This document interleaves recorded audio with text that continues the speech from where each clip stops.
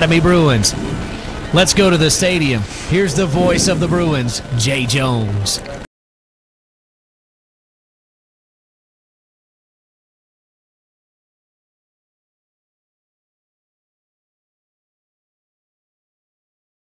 Tonight. Yeah, he's outside. And of course, Chris Amfler handles everything. Crew here tonight. This time of year, Brooksy, and you either win or you go home, one or the other. That's right. Tonight, like I say, if we win, we keep playing. If not, we go home and we kick off the next year in August. Well, it seems like it was no time ago when the Bruins started the season off back on September 1st against Sand Springs Page in Oklahoma, winning that one 59-21 on September the 1st. And Memphis Ridgeway came to town. The Bruins finished that one off 56-20. Then another out-of-state team, Bossier City Parkway, came to town, and the Bruins won that one 62-21. Then we started league play. J.A. Fair, a win 61-14. A win over BB 58-21. A tough-fought win over Little Rock Christian 86-56. You bet. Sylvan Hills at Sylvan Hills won that one 49-21. Then got a scare against Parkview at War Memorial Stadium. The Bruins kicked the last-second field goal by Lane Hatcher. Did we ever get a scare? Yeah, won it 43-40. And then a big showdown against McClellan here. Bruins took care of business 61-29. And last week, the finale at Mills, and the Bruins won that one 48-8, finishing 10-0 in the season, 7-0 in the 5A Central. They got the #1 seed, which means they're playing at home tonight against Valley View, the Blazers from Valley View, just to the side of Jonesboro. You're actually right in Jonesboro. You have to go through Valley View to get into Jonesboro. Oh, okay. 6-4 on the season are the Blazers. They finished 4-3 in the 5A East. That earned them the #4 seed, so they're the #4 team from the East. But don't let that surprise you, because that East is a beast. Yeah, a lot of good teams there. They started off against Searcy this year. They lost that one 63-41. Then they had a string of wins over Rivercrest 32-29, over Highland 42-7, over Paragould 42-20. They beat Forest City 42-19. Then they lost to that tough win team 17-14 in a close one. They beat Blytheville, beat the Chickasaws 34-21. Then they beat Greene County Tech 63-34. They lost their last two to Nettleton 27-9 and to Batesville 20-17. So they played some close games, and their losses have come to tough playoff teams that are in the playoffs. Right, every one of them, yeah. So this is a seasoned team, and it's going to be a tough matchup for the Bruins, no doubt about it. I certainly think it will be. You know, we went on the scores there, and Jay and I just mentioned a while ago, they haven't lost any game, been blown out of any game all season. Their highest loss was only 22 points, and then they had a couple by 3, and then to Nettleton. At the time, I think Nettleton was #1 in their conference over there, and they only got beat by 18 there. So they've got a good team. We watched them in warm-up, and they've got some good-looking athletes. Go, Josh. Josh, what do you think about this matchup? You know, I was just about to say the same thing, and you've touched on it. Brooks, he's touched on it. The whole point is you cannot sleep on this Valley View team. Mm-mm. You know, their schedule, I don't think, reflects. You go back and look at their record from this year. It does not reflect the talent that they have on this team this year. You know, they have faced some extremely difficult opponents, and like you said, they've come out on some of these games very closely. That win game, that would have been something to see. That was a defense powerhouse, and if they come out here with their defense on the field, you know, they could give PA a game. Well, they live and die by their defense. They are a defensive team. You're exactly right. They'll run the football. That's what they do mainly. They'll pass every once in a while. But they'll lean on their quarterback, Joe Walazonia. He's a senior, 5'10", 175, and they'll hand it off to Ryder Snell, a senior running back, 6 feet, 190. That's what they'll do 75% of the time. But the left-handed quarterback, Walazonia, can throw the football. Well, you know, they're going to run the ball most of the time, and I hope it's not a replay of the Parkview game. Yeah. We sat there and twiddled our thumbs before the next snap, and had a lot of Jay had to fill in a lot that night on that game, but I wouldn't be a bit surprised if that might not be kind of their game strategy tonight. Well, facing the Bruins, we all know what the Bruins have with record-setting quarterback Lane Hatcher, all of his talented receivers and running backs, and then this defense. You got to say a couple of things about the Bruins. #1 is the offensive line has been phenomenal this year, and they're going to have to be again tonight. Yeah, they certainly are. They're going to have to keep the Blazers out. on the defensive line, and so Lang's going to have plenty of time to pass. And if he's got the opportunity, I believe he can hit the receiver. There's no doubt about that. He's done that all year. Not only will the offensive line have to play well, and Josh touched on it, you can't just walk through this one because this is a tough Valley View team. You have one bad game now, and your season's over. Yeah, and I'm sure Coach Kelly's been harping at that all week. And come playoff time, take one game at a time, and then consider that the championship game for that week at least for you. And so then to keep progressing on in the playoffs, you got to keep winning. That's what we hope that happens tonight for the Bruins. Well, the defense has to play well. They have all season, and they'll have to stop this running attack by the Blazers. So we're going to talk about the matchups around the state tonight in 5A when we get back. Don't go anywhere. Playoff football tonight. Bruin football, 96.5 FM, The Answer. If you've lived in Little Rock all your life, you may know this, so bear with us for a moment while we fill in the newbies. The Little Rock River Market, when the weather is nice, you can't beat it. Great food and great markets. Pinnacle Mountain State Park, yeah, we really do have mountains around here. And the Big Dam Bridge is not a cuss word, unless you try to drive a car over it, just for people and bikes. There is never a dull moment around here, unless it's just you. Dull and boring is not Little Rock, and not this station. 96.5 FM, The Answer. Help them all. Hi, I'm Hunter Bale, and I want to tell you exactly why it's better at Bale. We're proud to offer oil changes for life with every new or pre-owned vehicle purchase. No catch, no cost, no hassle, period. Plus, we have convenient hours and our all-star service staff ready to take the stress out of servicing your vehicle. So come see us and let us show you why it's really better at Bale. We're right on Chenal, or go to BaleChevy.com to schedule a service appointment. Bale Chevrolet, find new roads. Hey everyone, I'm Anthony Lucas with Born Healthily Orthopedics. Small aches and pains are part of the game, but when aches and pains turn into a serious injury, Arkansas's best athletes ask for Born Healthily Orthopedics. Generations of Arkansas athletes have trusted their orthopedic surgeons, physician assistants, and certified athletic trainers to keep them off the sidelines. With offices in Little Rock, North Little Rock, and Jacksonville, you're never far from the knowledgeable folks at Born Healthily Orthopedics. Call today and schedule an appointment with a surgeon at Born Healthily Orthopedics. You're born amazing, and at Baptist Health, we want to keep you that way. In fact, that's our mission, to not only provide the most skilled doctors and nurses to heal you from sickness or injury, and comprehensive care to support your recovery, but also to be your guide to health. Also, you can keep on inspiring, keep on reaching, and keep on amazing. See some of Baptist Health's amazing stories at keeponamazing.com.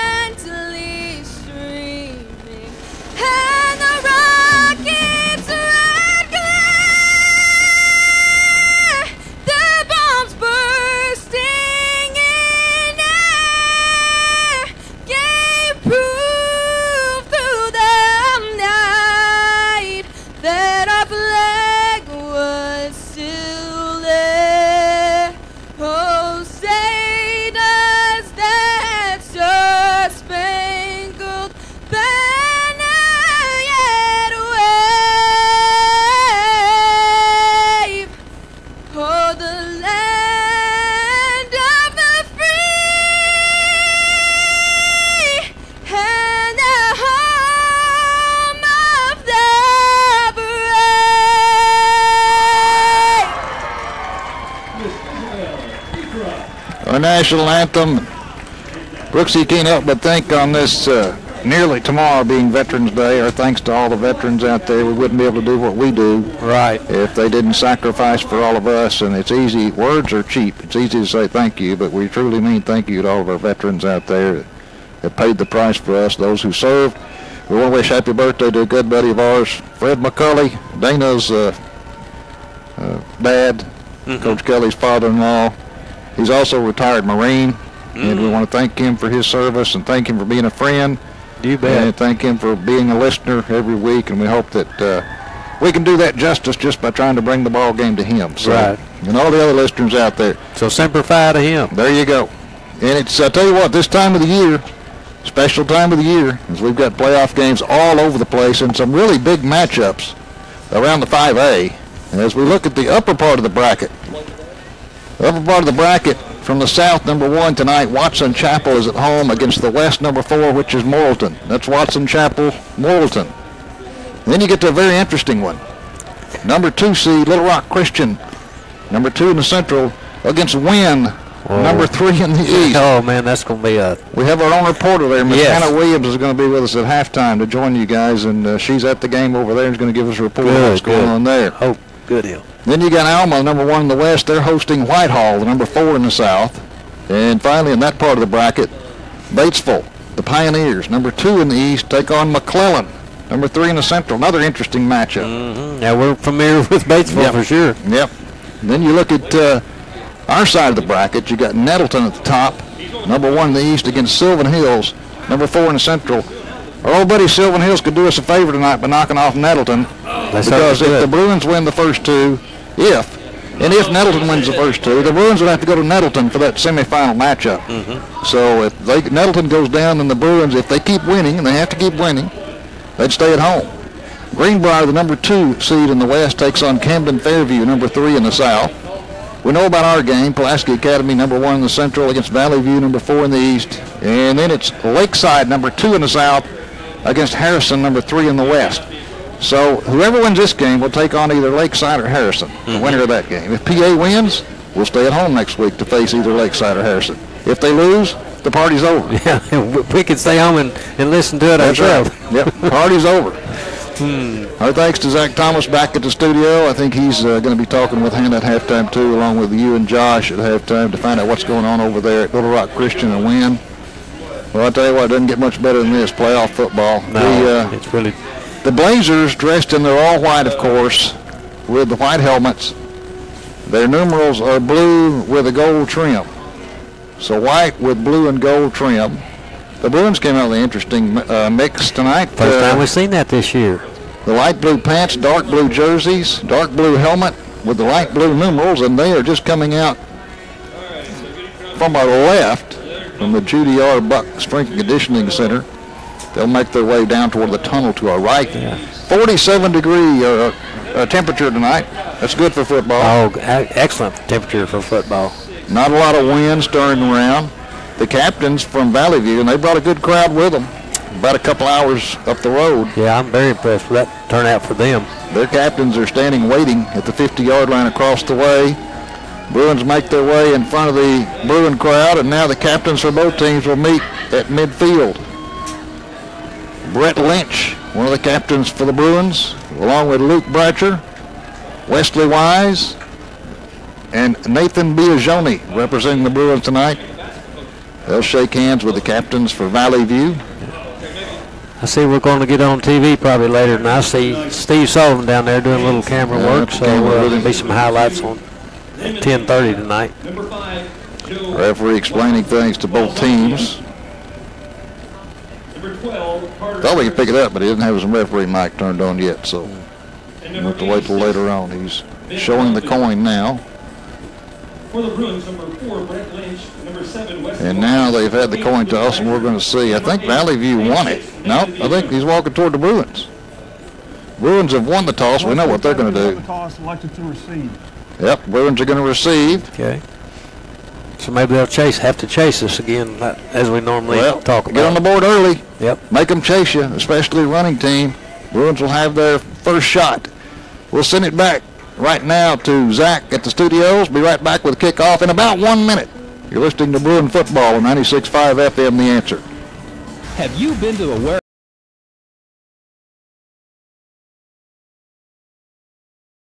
Famous name brands like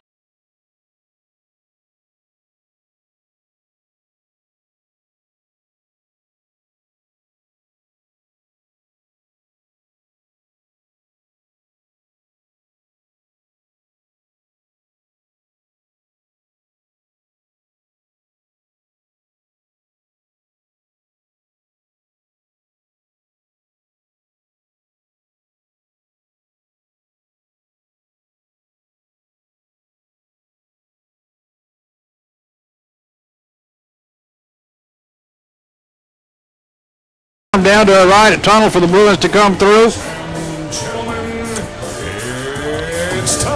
As the Blazers make their way onto the field, off to our left, and here come the Bruins. Their sign they ran through tonight says ready to rumble. I hope they are ready to rumble. And I think Valley View's over there and said all in. So interesting. Yep. What these students come up with. Bruins will have the ball first. Moving from our left to our right.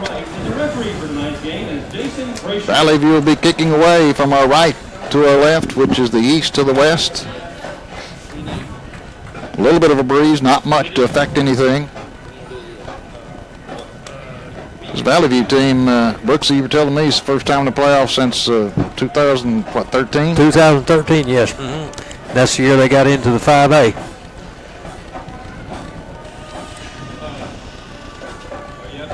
Referee tonight, Jason Brasher. Umpire John Wright. Head linesman David Crawford. Line judge Josh Underwood. And back judge Dan Schwinger. And we are ready for football. The ball is teed up. And Valley View will kick it away. 2017 playoffs are underway, and there's an onside kick. And the Bruins have it on a high hop at their own 49-yard line. Trying to give us some of our own medicine there. Wesley Wise on the recovery. Well, the Bruins will have it first here, moving left to right at their own 49-yard line. We'll see if they can get on the board early. It's always a key if you can get ahead of a team, and especially a running team. Make a lot of difference. Yep. 3 receivers split wide to the right on first down. First play of the game. Hatcher, Lane Hatcher, the quarterback, hands it off. Now they're going to flip it back to the left. Hatcher's going to let it go on a double reverse pass. Caught by Henry, and he gets about 5 yards. Threw it back across the field to Henry. Blake Arnold on the tackle. And tell you what, the Valley View crowd was happy about that. They stopped him after about a 4.5-yard gain. That was a first game kind of trick play. That always is. Second down, Hatcher. Looks to pass, rushes on. He's in trouble, has to dump it out there, and it's going to be bobbled and caught at the 45. Makes a man miss. Down to the 40-yard line. A good run to get a first down that time by Braden Bratcher. Braden Bratcher, yeah. He was bumped 2 or 3 times, kept battling, and by golly, he got enough for a first down to the Valley View 40-yard line. David Purrier on the tackle, but finally finished him off with a good run by Bratcher. First and 10 at the Valley View 40. Now Hatcher has a new set of downs to work with. 3 receivers to the left, 2 to the right. Looks to the sideline, gets the call from Coach Kelly and staff. Has a man in motion. He looks to pass. Quick pass over the middle. Oh, got out of the hands of Trey Johnson. You don't see that too often. Nope. Threw a hot one to him at about the 35, and Trey just let it slip through his hands. Second down and 10 from the 40. Just underway, no score. Bruins have the football. First game jitters, or early part of the game jitters there for Trey, I'm sure. 2 receivers to the right, 2 to the left. Kelly, the running back. Jaden Kelly off to the left of Hatcher. Hatcher has it, looks to pass. Good job by the line. Now he throws it. It's going to be incomplete at the 30. You know, Jay, I was watching that. The receiver wasn't quite open, and I believe Lane had plenty of room to get 7, 8 yards, but that's not his forte anyway. His passing is, but it was open there if he wanted it. So it's Hayden Cobb that time. Hayden couldn't come down with it. Now we're looking at 3rd and 10 from the Valley View 40. Empty backfield for Hatcher on 3rd down. Has the ball. Rushes on, steps up, throws. That's Henry. He's got a first down. Inside the 30, down to the 25-yard line. That'll move the chains. They're going to say the 24-yard line. Carter Winters there to make the stop. Nice pitch and catch there by the Bruins. We've seen that so many times this year with Hudson. Hudson Henry. Now here's a handoff to Kelly, looking for room. Has a little. He has 5, has 6, maybe 7. Down to the 17-yard line. They'll give him 7 yards on the carry. It'll be second down and 3 for the Bruins at the Blazer 17. Looks to me like so far the offensive line is holding out in Valley View. Kelly stays in it running back. Hatcher to throw. Looks, throws, end zone. Has a man just off his fingertips in the end zone, so it's going to be incomplete. 3rd down now and 3. Looking for Lynch in the corner of the end zone. That was just a step beyond him. He got some fingertips on it. That was about it.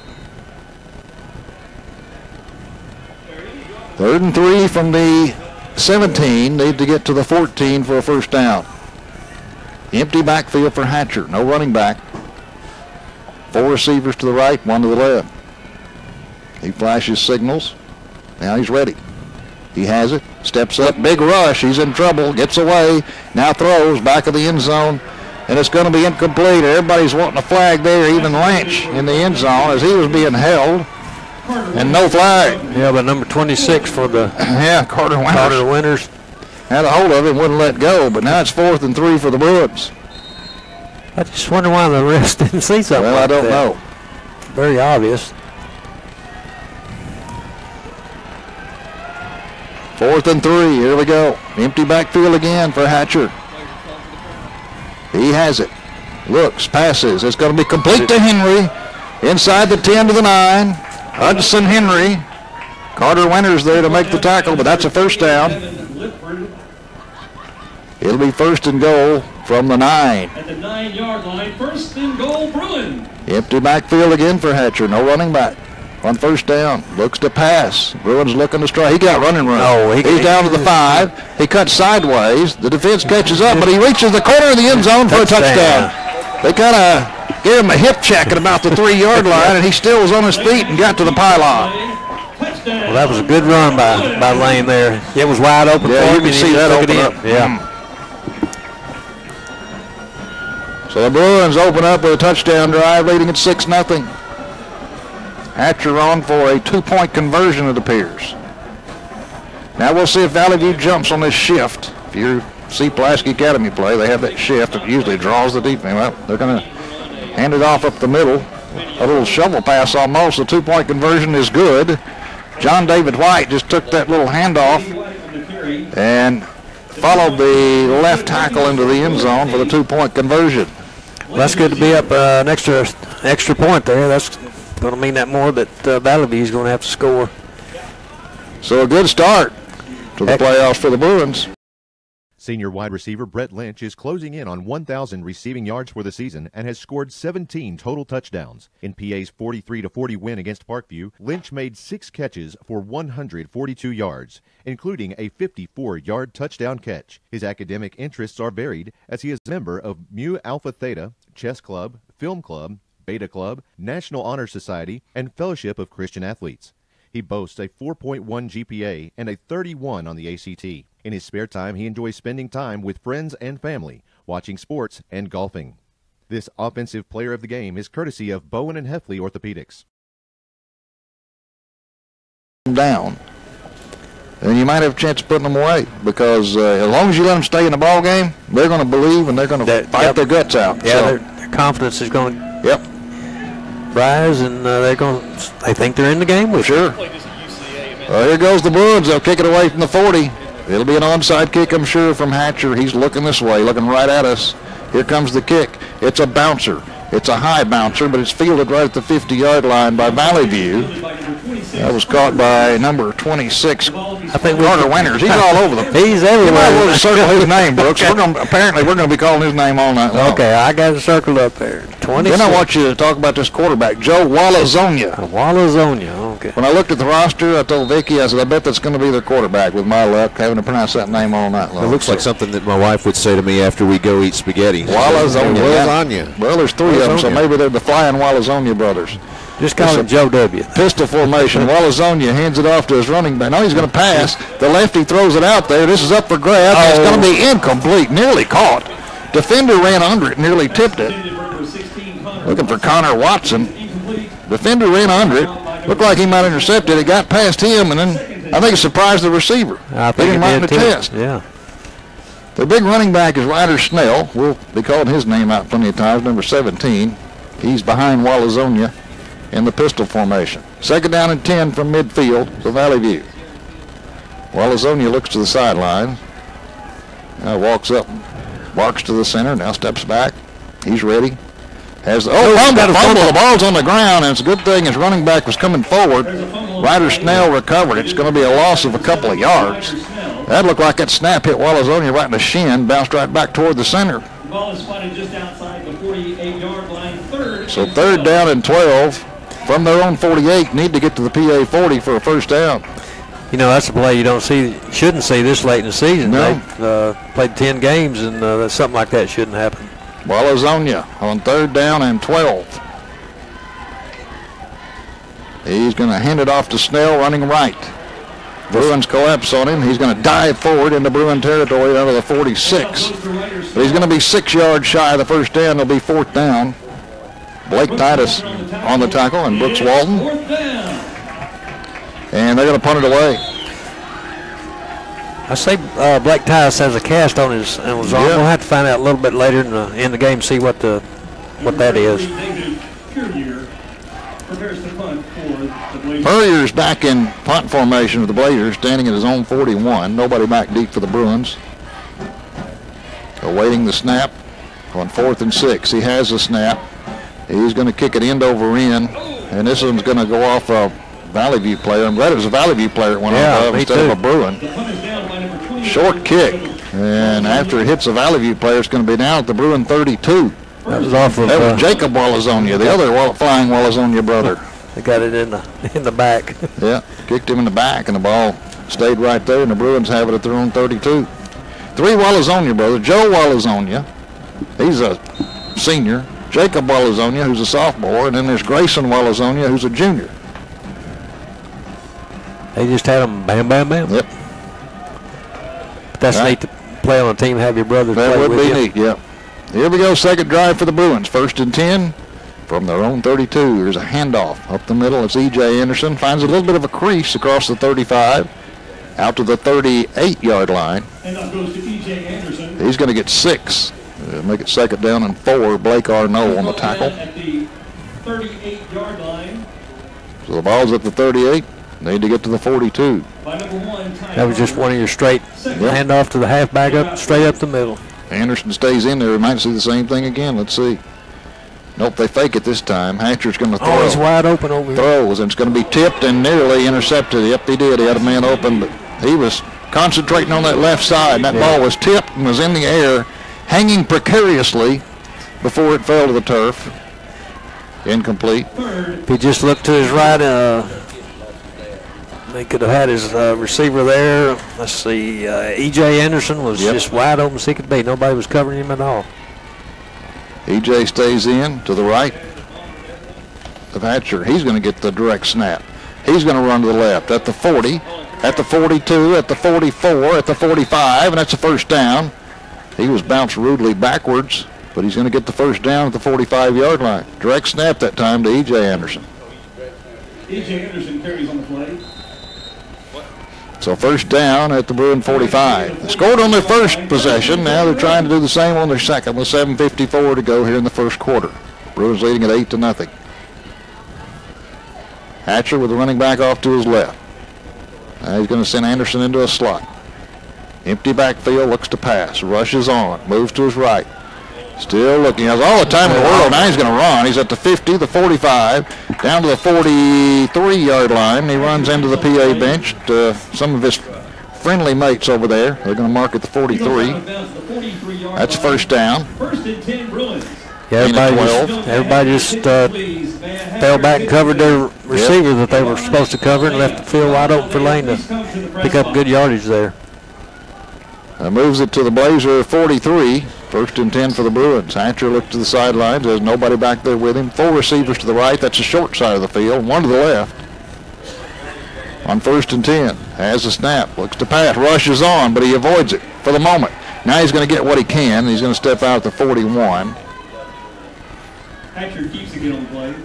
So he's going to gain just a couple. He goes out of bounds at the they brought the heat on that one, didn't they? Yeah, there was a blitz all the way. He had to vacate his territory. Second down and 8. Hatcher looks to pass. Now here comes the rush from the end. They set up the screen left, and they set it up well. That's Trey at the 35, the 30, the 25, the 20, the 15, down to the 10, inside the 10. They set up the screen well that time. What they're saying, Brooks, is if you're going to blitz us, we'll let you come through, and we'll just throw it right over the top of that blitz for a screen. Yeah, well, they've done that twice tonight, and both of them have really been productive. Trey Johnson down to the 8. Okay. Yeah, if you're going to rush like that, then you're going to leave some space open, and they can just screen you. Now this is a pistol formation. E.J. Anderson behind Hatcher on first down. First and goal. Fakes the handoff. Hatcher steps up. They get a hand on him. Now he fumbles, and the ball's on the ground, and I believe Valley View's recovered. I believe they have too. Nope. They're going to call second down. I don't know how we got it back, but we did. Oh, boy. Somebody got in there. We were lucky on that. That looked like 3 white shirts on top of it, and all of a sudden, the Bruins have it. It is recovered by the Bruins. That's one of those things you don't want to be in, one of those piles. No. So the Bruins, fortunately, get that one back. They got a hand or two on Hatcher, and finally he lost the football, but they got it back. Second and goal from the 12. Dangerous. Hatcher has it, looks to pass. Has a hole to his left, has room. Now they're chasing him. Now he dumps it in the back of the end zone, just gets rid of it. Yeah, he had to do something. He had to throw that away. There wasn't any opportunity for him to connect up with anybody. They're giving him room to run. Yeah, they sure are. He might could have scored on that one. Third down and goal from the 12. He scored the last time he was down here. It opened up for him. That time it did too, but he was staring in the end zone and trying to find a receiver. Third and goal from the 12. Hatcher looks to pass, throws over the middle. Lynch, touchdown. Back of the end zone, just floats it in there to Lynch, and he grabs it before he reaches the goalpost. And it's 14-0 Bruins. 6:29 to go here in the first. And they're going to go for 2 again. Why not step on the pedal when you got it? Keep it going. You know, we don't want to play Mr. Good Guy when it comes to playoff time. I mean, you got to put somebody away. Hatcher, shovel pass to Henry. Henry just bowls his way into the end zone. He was pushing people out of the way and said, "Get out of my way! I'm going to the blue carpet in there," and he made it. He did, didn't he? 2-point conversion's good. We'll take a break. 6:29 to go here in the first at Pulaski Academy. The Bruins lead this one over Valley View 16-0.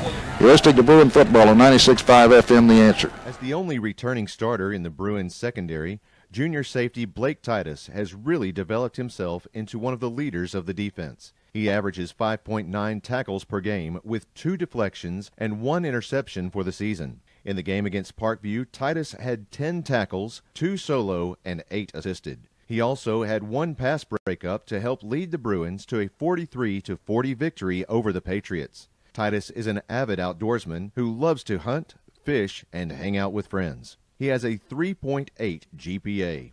This defensive player of the game is courtesy of the Hatcher Agency. 16-0 here at home over Valley View. That last drive was 8 plays, covered 68 yards, 12-yard TD pass by Mr. Hatcher, or Lane Hatcher, to Brett Lynch.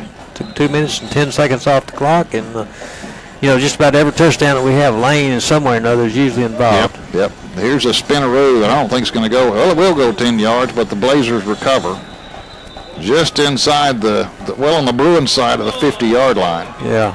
Number 26 again. Well, everybody ought to know his name by now. It's Carter Winters, yeah. Carter Winters. So the Blazers will have it just inside the 50-yard line on the Bruins side. 1st and 10. And I would say it's first quarter, and there's still a lot of time left in the first quarter, 6:27. But you start thinking, if you're Valley View, we need to put some points up on the board. Yeah. We need to answer. One more touchdown that scored against them, it kind of get desperation time. Joe Walazonia, the quarterback, is running back. His Ryder Snell behind him. Now he steps up to be off his left hip. Walazonia is going to keep it. The Bruins are staring right at him, and they're just going to eat him up. He didn't get back to the line of scrimmage. He's going to lose about a yard. The Bruins were just staring right at him when he tried to make a move. He's brought down by Wesley Wise. Wesley Wise and At about the line of scrimmage, Jake Terry on the tackle there for the Bruins. They're going to lose a half a yard. They back it up to the Blazers side of the 50. Second down. Walazonia hands it off to Snell. He tucks the ball in and just dives over the middle for a couple of 3 yards. They're going to give him the 48. First man to hit him there was Jake Terry. Yep. Jake's our left defensive end tonight.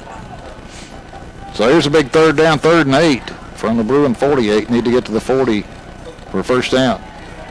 Walazonia barks out the signals. He has it. He's going to quick pitch it to the left. The Bruins are all over it. Nothing doing. He's not even going to get back to the line of scrimmage. He threw it out there to Travis Graff, and by the time Travis turned around, he had the deer in the headlights look because it was all blue in front of him. Blake Titus led the way. He had friends with him. And it's 4th and 9. Yeah, when you said blue, it's all dark blue and light blue. Blue, yep, right in front of him. So now in to punt again is David Purrier. He's a senior. He's standing back at his own 38-yard line. Nobody back deep for the Bruins. They'll just move off the field after the kick. Purrier has the snap, runs to the right, kind of a rugby style. He may run it. Yeah, he's going to try to get the first down. The Bruins are there. He's not going to make it. Not going to make it. He's not going to make it. He's a rugby-style kicker. He took off running to the right, and you could see him looking to see if he had room. He finally took off, but the Bruins were following. Had somebody waiting on him, and they're going to tackle him at the 43, and the Bruins are going to take it over right there. Yeah, you could tell he was looking up the field running, and he made the decision, and he thought he could do it, but he didn't quite have enough speed there. Bruins cut him off at the pass. Yeah, I believe that was Brooks Walton that got him. So the Bruins will have it at their own 43. 4:45 to go in the first, already leading at 16-0. Scoring the first 2 possessions. Empty backfield for Hatcher. Hatcher looks to the sidelines. Now he's ready, takes a snap, looks, moves to his right, throws it downfield, up for grabs this time. Yeah. Nobody there. He threw it about the 35, nobody there. He was hassled a little bit. That was dangerous too, I'm telling you. Yeah. He just kind of floated that one out there. Now here comes the old swinging gate. The line is going to line up on the right. Nobody at the line of scrimmage at the ball but Lynch, and he's going to snap it to Hatcher. Quick pitch to the left of Trey Johnson. He's got a little bit of room. Out to midfield, dances, and finally is pushed out on the Blazer sideline after a pickup of about 8 or 9. And that's 3rd and a yard. 3rd and 1. I believe number 10. Blake Despain, yeah. I think he ran him out of bounds, yeah. That moves it to the 48. Need to get to the 47 for a first down. Hatcher on 3rd and a yard. Has it, looks to pass. Here comes a late rush. He avoids that. Rolling to his right toward the PA sidelines. Finally delivers it for a first down on the near sideline. I believe it was White. John David White. Yeah. Yep. At the 45-yard line of Valley View. That's first down. Pickup of 3 or 4, but that was enough to move the chains. They are sending a few guys on a blitz, Brooks, every once in a while. Yep. Hatcher on first down. Shovel pass to Henry, moving to the right at the 45, at the 40. And he's going to be brought down the Bruins sidelines. He goes out right at the 40. Pick up a 5 on the play. Devin Lipford forced him out. He's a load to bring down. He sure is. That was a 5-yard gain on first down, 2nd down and 5. Now running back to the left of Hatcher. That's Cobb. He gets the call and shakes loose from a defender. He was hit at the line of scrimmage and picks up about 7 more for a first down. Carter Winters again on the tackle. He's going to be tired. Tell you what, it's a good job of running that time. Sure was. By Cobb. He was hit at the line of scrimmage and shook it off and gained about 7 for a first down to the 33. Hatcher. Cobb stays in there. He's off his right hip. On first down. This time he's going to pass. Hatcher looks to pass, rolls right, throws long. Has Lynch wide open. Touchdown. Boy, Lynch broke free at about the 15. He sailed into the end zone. It was just a matter of whether Hatcher saw him and got the ball to him, and he did. That was pretty. That was really pretty. Little slant over the middle there, and he was off to the races. Just wide open as he could be. 22-0 here in the first quarter. Ratcher to hole.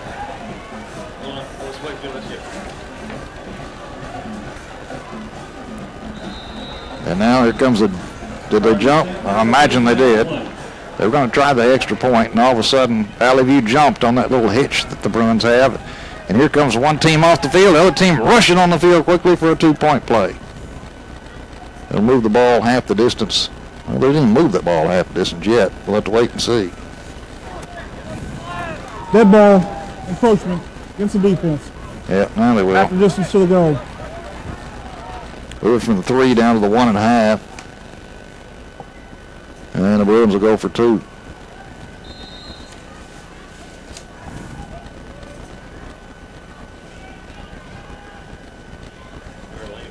Alan Amuya talking to the quarterback, and there's Cobb in there. He's going to hand it off to Hatcher. Hatcher's going to throw. It's behind Trey Johnson, I believe. That one didn't look good from the start, in my opinion. The 2-point conversion is no good. But the Bruins score. Bruins 22. And we'll take a break. 3:35 to go in the first. Our score, Pulaski Academy 22, Valley View nothing. You're listening to Bruin Football on 96.5 FM, The Answer.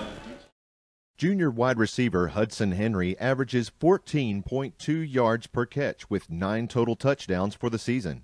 Henry had 8 catches for 134 yards with 1 touchdown in PA's 69-29 victory over McClellan. In that game, he also completed a touchdown pass to Brett Lynch. Off the football field, Henry maintains a 4.2 grade point average and is a member of the Fellowship of Christian Athletes. He likes to spend time writing poetry, hanging with friends, and shooting skeet. This offensive player of the game is courtesy of Caldwell Toyota. Quarter over Valley View, round number 1 of the 5A playoffs. Hatcher has it teed up, laying on the tee. We'll see what kind of this is a bouncy or a spinneroo. I think it's going to be a spinneroo. Yep, spinneroo. It's a spinneroo, and this one's going to go, it's going to go about 9 yards, but Valley View is going to jump on it at the Pulaski Academy 49-yard line. So they're in good field position again. Sam Fagan is the one that fell on it. You know, I was thinking of all these plays with PA, and I thought this for years, and they do it kind of on purpose. Can you imagine the coach who's watching the film and has to play them the next week, and you see all these plays, and you think, oh, boy. It would be a mind boggle for a defensive coordinator, especially, high school kids. Joe Wizonia, the quarterback. His running back is Snell off to his left on first down. He's gonna quick pitch it out to the left. It's caught at the 45 up to the 50. Well defended. Only going to get a couple of yards on the play, maybe a yard or 2. He threw it to Fagan that time, and left-handed quarterback Wizonia just flipped it out there. He ran, got back to the line of scrimmage +1. Zach White, I believe, was on the tackle there. At the Bruin 48 now. Second down and 9. Wizonia with Snell behind him. He hands it off to Snell, and he's up the middle. Has some decent yardage this time inside the 45 down to the 43. So it's going to be 3rd and about 4. Ethan Glasgow on the tackle. I'm telling you, their receivers are leaving before that ball is snapped. Yeah. 3rd and 4. That was just a handoff straight up the middle there. And I think Ethan, he grabbed a hold and he got drug about 2 or 3 yards, looked like. Looks like they're playing Canadian rules football. They're taking off before the snap, but 3rd down and 4 for the Blazers. Wizonia has the snap. He runs it up the middle. He's going to be stopped short of the first down marker. He got back to the line of scrimmage, got about a yard to the 42. Wesley Wise on the tackle. Quick score update from the Wynn Little Rock Christian game. Currently in the second quarter, Little Rock Christian 7, Wynn 14. Wow. That'll be a tough battle all night. Yes, 4th down here for Valley View. 4th down and 3. From the 42, need to get to the 39. They're going to go for it. Wizonia on 4th down. Has it. Hands it off to Snell. Snell's going to be stacked up and dumped. He's not going to make it. He gets to maybe the 41. That's all. The Bruins will take over. Oh, Wesley put it to him and drove him back. Wesley stood him up. Yep. Along with Thomas Wheelis. Yep. I don't think that running back didn't like that. He got up and kind of kicking his legs at Thomas Wheelis. Yeah, ref kind of had to step in there just a little bit. Stopped him right at the line of scrimmage. They're going to say the 42, and the Bruins will take over there. They'll try to step on the gas again. Hatcher on first down. Running back to his left. Looks to pass. Throws. Has a man. At the 40, the 35, the 30. It's White, the 20. White at the 15. White at the 5. Touchdown. Just like that, a quick hitter to John David White. And he was off to the races. I I think we tied the record for the year, Jay. That was a quickie, wasn't it? Yep. I think our quickest has been 9 seconds, and that one was 9 seconds. Well, we just tied it. Bruins make it 28-0, and now you can see the air leaving the balloon a little bit for Valley View. Well, I was watching the defender for Valley View, number 26, I guess Carter Winters, and he didn't seem to be hustling all. Maybe he's kind of hurt his leg or something earlier in the game. Well, they're going to try to kick the extra point. Snap is good. The kick from Hatcher is up, and it is good. With 1:41 to go in the first. The Bruins now lead it over Valley View 29-0. You're listening to Bruin football on 96.5 FM, The Answer. Senior outside linebacker Thomas Wheelis worked hard in the weight room during the offseason and has stepped up as an integral part of the Bruins linebacker corps. Wheelis had 11 tackles, 2 solo and 9 assisted, in the Bruins' victory over McClellan, with 2 of those tackles being for loss. A true athlete, Wheelis is also an all-conference and all-state wrestler for Pulaski Academy. Academically, Wheelis excels as a member of the President's List, Mu Alpha Theta, and the Science and Engineering Club. This defensive player of the game is courtesy of Hug and Haul Equipment Company. 41 to go in the first. Brooks, they have come out sharp, and they've done exactly what they wanted to do. They certainly have tonight. They've been looking real good early. They'll kick it away from the 40. Here comes the onside kick. This is more of a pooch kick. It's touched by Valley View. They're going to have to roll down on it and recover it, and they do at the 34-yard line. Tell you what, I got one kid there that's Connor Beard, number 14. He's 6'4", 210.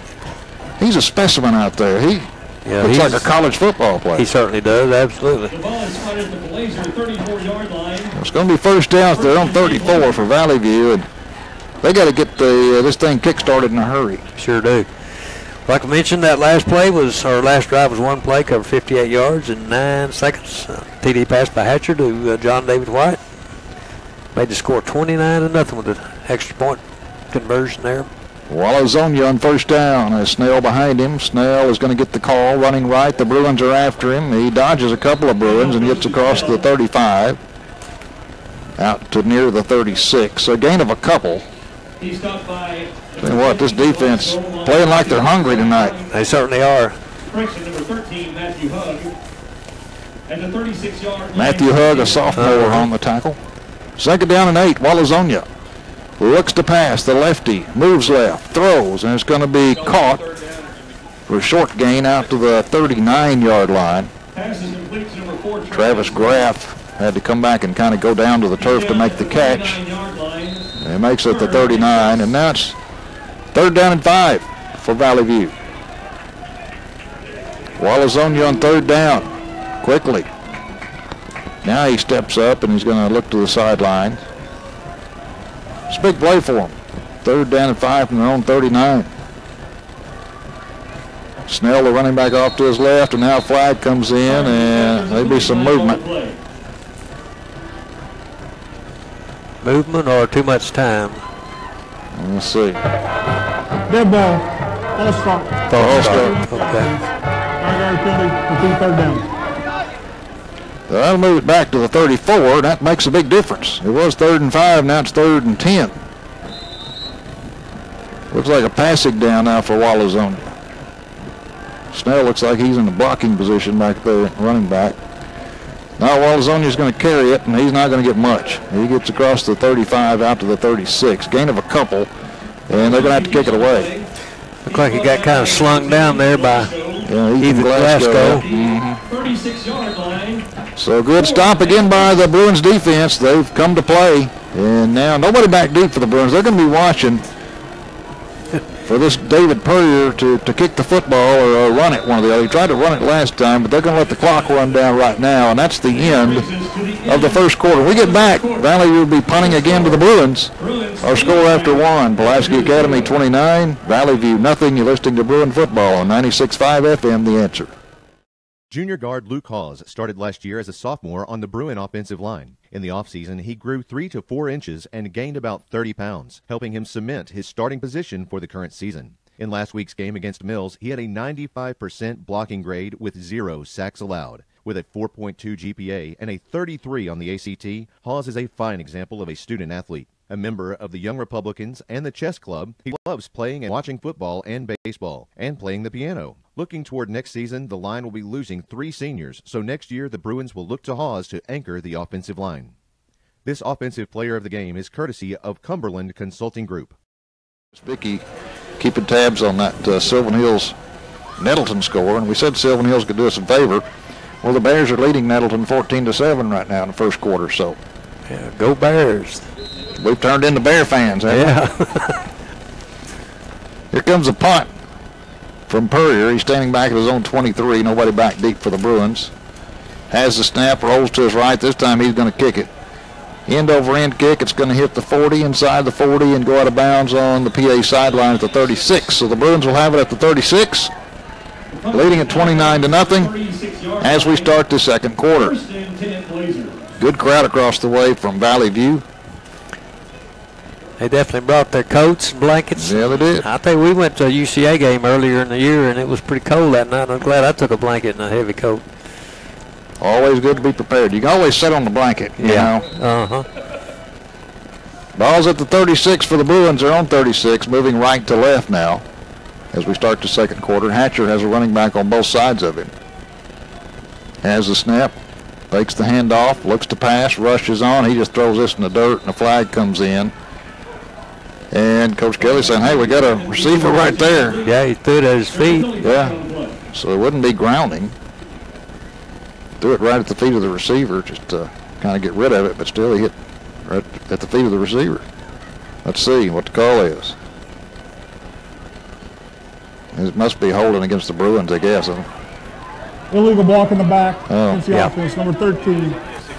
10 yards from the spot of the foul. Repeat first down. They're going to back the Bruins up. And we'll see how far. Had the ball at the 36, and it's going to back them up to the 22. 10-yard penalty? Oh, it's a spot foul. Spot foul, yeah. 22 okay. Need to get to the 46. So first and 24 for the Bruins. Hatcher, the quarterback. He has Bratcher off to his left, who can also throw the football. Looks to pass, flips it out to Bratcher at the 20, at the 25, and he's going to step out of bounds on the Bruins sideline at the 27, it looks like. Forced out by Devin Lipford. David Purrier. They're going to give him the 28. 28-yard line. So it'll be second down and 18. Pickup of 6. Here is Bratcher. Direct snap. He's going to carry it for yardage across the 30. Out to the 32. Blake Arnault on the tackle. So third down and 14 for the Bruins. Ball's at the 32, need to get to the 46. Bruins leading this one, 11:23 to go in the half. Leading at 29-0 over Valley View. Now Hatcher's back in. Empty backfield.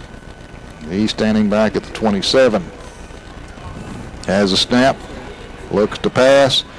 Now has to move around a bit. Now flips it out. He's got a receiver. It's White at the 40, the 45, and he's close to a first down on the far sideline. They're going to call him out at the 45. So it'll be 4th and a yard at the 45-yard line.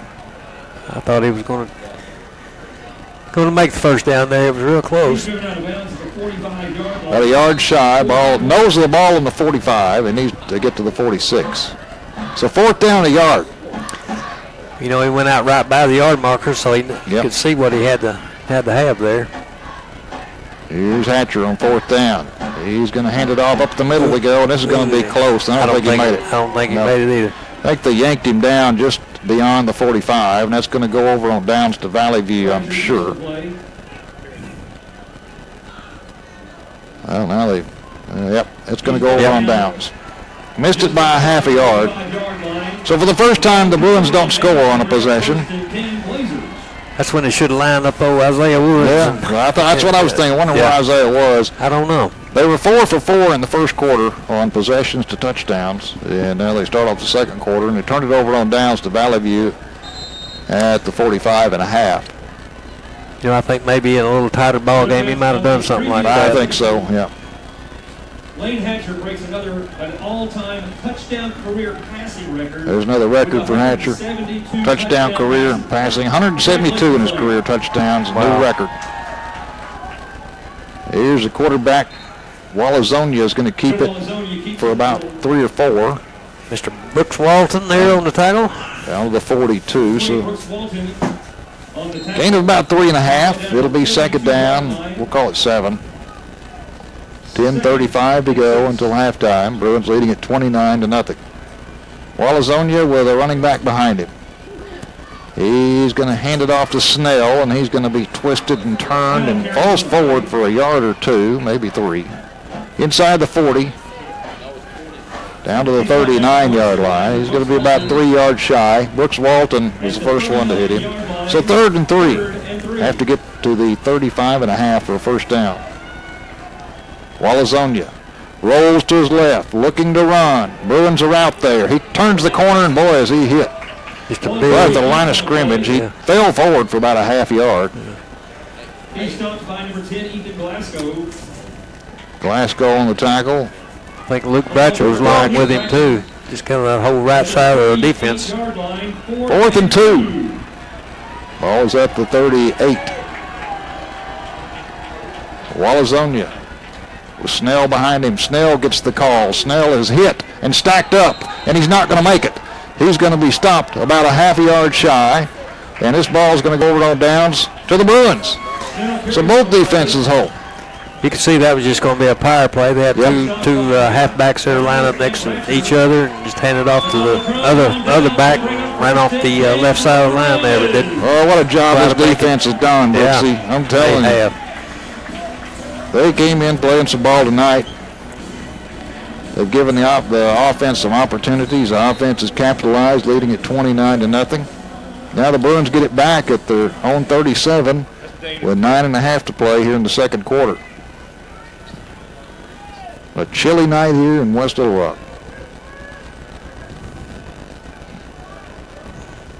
Hatcher, who's been setting all kinds of records. I've been here a long time, and I've just seen one quarterback after another set records. The next one comes along and tops it. You know, he can, I'm sure Lane would say, you know, I'll trade all the records for another championship. That's right. Though. 1 3 in a row. They're on the journey for 4 in a row. They're going to call timeout and talk things over. Senior defensive end Isaiah Woods is a 3-year starter who for the year has accumulated 33 tackles, 5.5 sacks, and 10 tackles for loss. In the game against Mills, Woods had 2 solo tackles, 2 assisted tackles, 1 sack, and a fumble recovery for a touchdown, contributing greatly to the Bruins' decisive 48-8 victory over the Comets. Thanks to 2 seasons of game stats like these, Woods has been named as a 2-time All-Conference defensive lineman for the Bruins. He also excels in the classroom and is a member of the Fellowship of Christian Athletes, the Science and Engineering Club, and the Spanish Club. This defensive player of the game is courtesy of Silo Mattresses. Semifinal game. And the Bruins were. We didn't go to Nettleton. Yeah, that's up there around Jones. Pretty good drive. So if Nettleton gets picked off, and if the Bruins kept winning, if that happened, then the Bruins would have the home field advantage. Yeah. Here we go with Hatcher on first down. Looks to pass. Has time. Now being rushed. Has to spin away. Gets a block. Now he's going to run back to the 35, the 40, the 45, and rushed out of bounds on the far side. Close to the first down marker. I think he's going to be just a little bit shy of it. Gain of 9. That'll be about a yard shy. Second down and 1 from the 46. Need to get to the 47 for a first down. Hatcher with 3 receivers to the right, 2 to the left. Empty backfield has a man in motion. He's going to hand it off to Kelly. Kelly up to the 45, first down to 50, down to the 45 of Valley View, and that'll move the chains. Just handed it off to Kelly as he came across in motion. Travis Graff on the tackle. First down, Bruins at the Valley View 45-yard line. I kind of thought maybe the carpet monster got in there a little bit. Yeah. Looked like he kind of stumbled just a little. Well, he stays in right on the PA logo. Here's a quick pitch to the left, caught at the 40, down to the 35, and down to the 33-yard line. Good job making positive yards that time. Good catch and run by Hayden Cobb. And that's a first down. Blake Despain made the tackle. At the 33-yard line. Bruins have it first down at the Valley View 33. Hatcher with Kelly off to his left. Takes the handoff, quick pitch caught at the 30, down to the 25, down to the 22-yard line. Once again, Hayden Cobb. Hayden Cobb carries on the play. They're going to mark him out. See, they mark him out. They're going to say he stepped out at the 25. So a gain of 8. Second down and 2. Hatcher with Kelly, and Kelly may get this one. He's standing to the left of Hatcher on second down and 2. We'll see how big a hole he can blast through here. Hatcher has a man in motion. Nope. He's going to pass. Rushes on, sets up a middle screen, a pretty one. At the 25, down to the 20, down to the 15, down to the 13. Set up a little middle screen that time. That was Cobb again, stopped by Jacob Walazonia. That's 3 plays in a row that Hayden's got the ball. Yep. Moved it to the 14-yard line, they're going to say. So it'll be first and goal to 14 for the Bruins, leading at 29-0 with 8.5 to go here in the second. Clock running. Kelly stays in the game. Maybe this is the one he gets. Nope. Hatcher going to pass, looks to pass, throws, dumps it off, incomplete that time. A little quick pass to Lynch, I believe. Yeah, that's Brett Lynch. So it'll be second and 10 from the 14. Maybe should have stuck with Cobb. Hayden Cobb, man. He was doing good there on 3 straight plays. Well, this time a shotgun formation, a pistol formation, as Hatcher has Jaden Kelly behind him. He's going to hand it off to Kelly. Now he gets it, and he slips a tackle, gets inside the 10-yard line, falls forward, down to about the 13. Like Austin Shipman on the tackle. Yeah, and we got a Blazer down.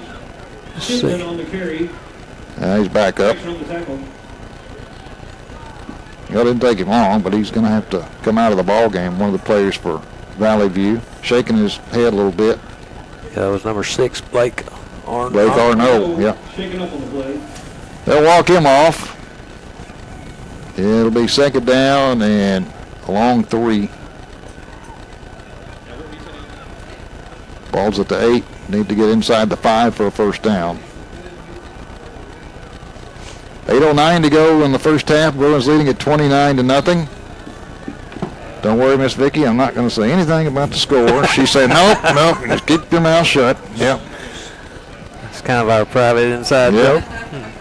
Pistol formation. Fakes the handoff to Kelly. Hatcher's in trouble. Gets rid of it, and it's going to be right at the goal line. Was that caught? That was caught. That is caught right at the goal line. I don't know how.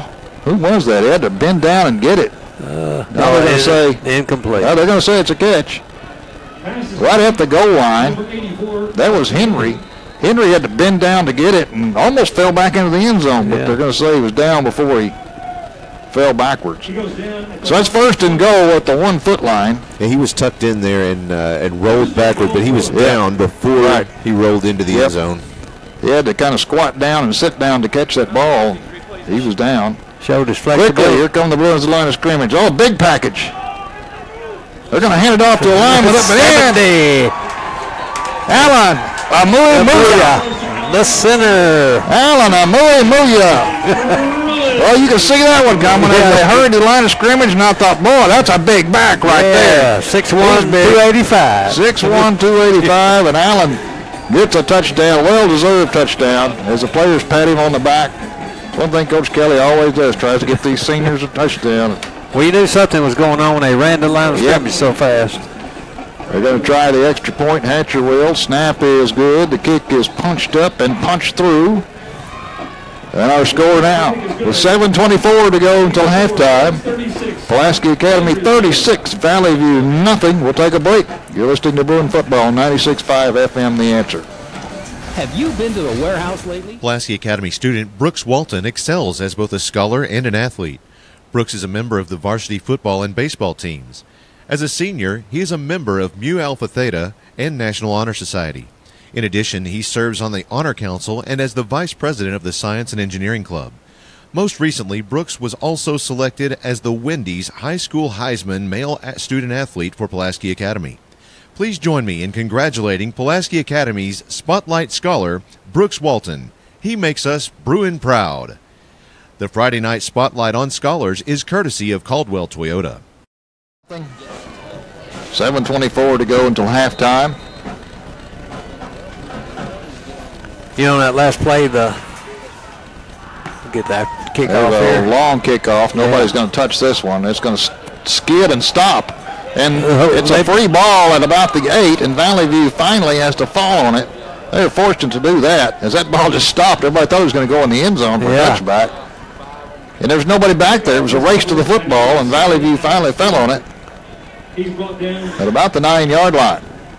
You know, the years that we've been up here doing the broadcast, I think that's Alan Amumu's first touchdown. Been, so it'll be something he'll cherish for a long, long time. A sweet memory there. Well deserved, and he could thank Yeah. Hudson Henry for doing that. Squatting down at the 1-yard, 1-foot line. Here comes Valley View. This is kind of a do or die time for them. 7:21 to go in the half, trailing 36-0. Walazonia was Snell behind him from his own 5-yard line. Slings it out and nothing to it. Won't even get back to the line of scrimmage. Walazonia was lined up back at the 5 and flipped it out, and they only got forward to the 7, which is going to be a loss of a yard or two. They're going to say it's a loss of 1. It'll be second down and 11.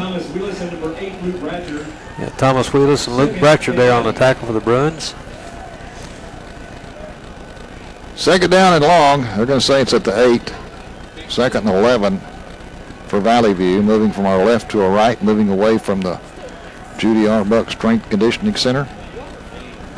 Walazonia looks to run it himself. Up the middle he goes. Got some good yardage, but he's finally brought down at about the 14. It's going to be 5 yards shy of the first down. Third down and 5. Isaiah Woods on the tackle. Well, this defense has looked pretty darn sharp tonight, I got to tell you. Well, I'll tell you what, to me, on both sides of the ball, they really look sharp.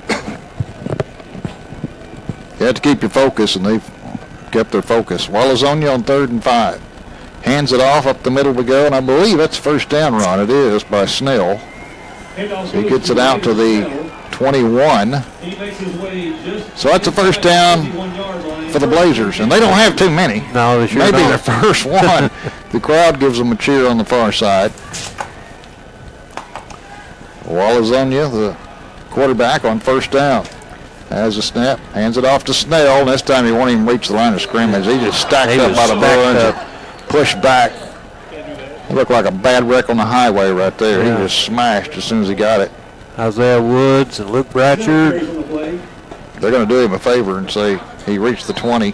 That's still about a yard shy of the line of scrimmage. So it'll be second down and 11. Second and 11. Wesley Wise was also on the tackle. Walazonia was Snell to his left.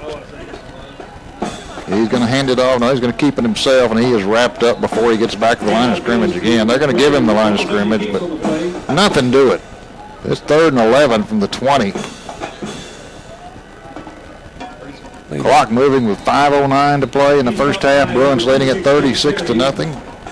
At about the line of scrimmage, 3rd and 11. I believe Jake Terry was on the last tackle, just wrapped him up, and he didn't get anything on that play. 3rd and 11. Walazonia calls for it. He's going to drop back to pass the lefty. Moving left. Now he runs. Now he throws. Now it's caught. And it's going to be close to a first down. He caught the ball about the 30 and fell forward, and they're going to give him a first down. How about that? Yeah, that was Connor Beard there. Yeah, that was that big kid we're talking about, 6'4", 210. Well, he looks, he ought to be catching something, I'll tell you. He sure, yes. He really looks like a good specimen. Just inside the 32-yard line. They're going to give him the 32, so it'll be first down for Valley View. Got a little rhythm going here, a couple of first downs. Walazonia with Snell to his left. He looks to pass. Bruins are on him. He dumps it out, caught at the 31, the 32, out to the 35, and out of bounds. Looking Fagan. He found him. Fagan is knocked out of bounds by Bratcher at the 37. So a gain of about 5. It'll be second down and 5 for the Blazers. Ball's at the 37. Need to get to the 42. I think this is the best the Blazers have Yeah, looked so got a far little something tonight. going here. Yeah. Kind of putting it together a little bit. Walazonia running back to his left on second down. Hands it off to Snell. He's got some room, and he powers forward across the 45. Out to the 47, and their fans are cheering, saying, "No, this is what we're talking about. There's a flag. There's a flag, a late flag." Don't know what this is. We'll find out.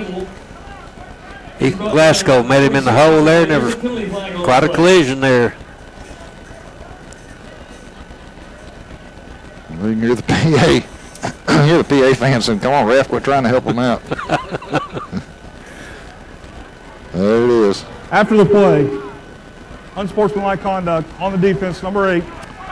15 yards into the room, first down. Oh, Bruin fans don't like that one. Nope. Here he comes off. Here Luke comes off the field, being replaced by Wyatt Howe.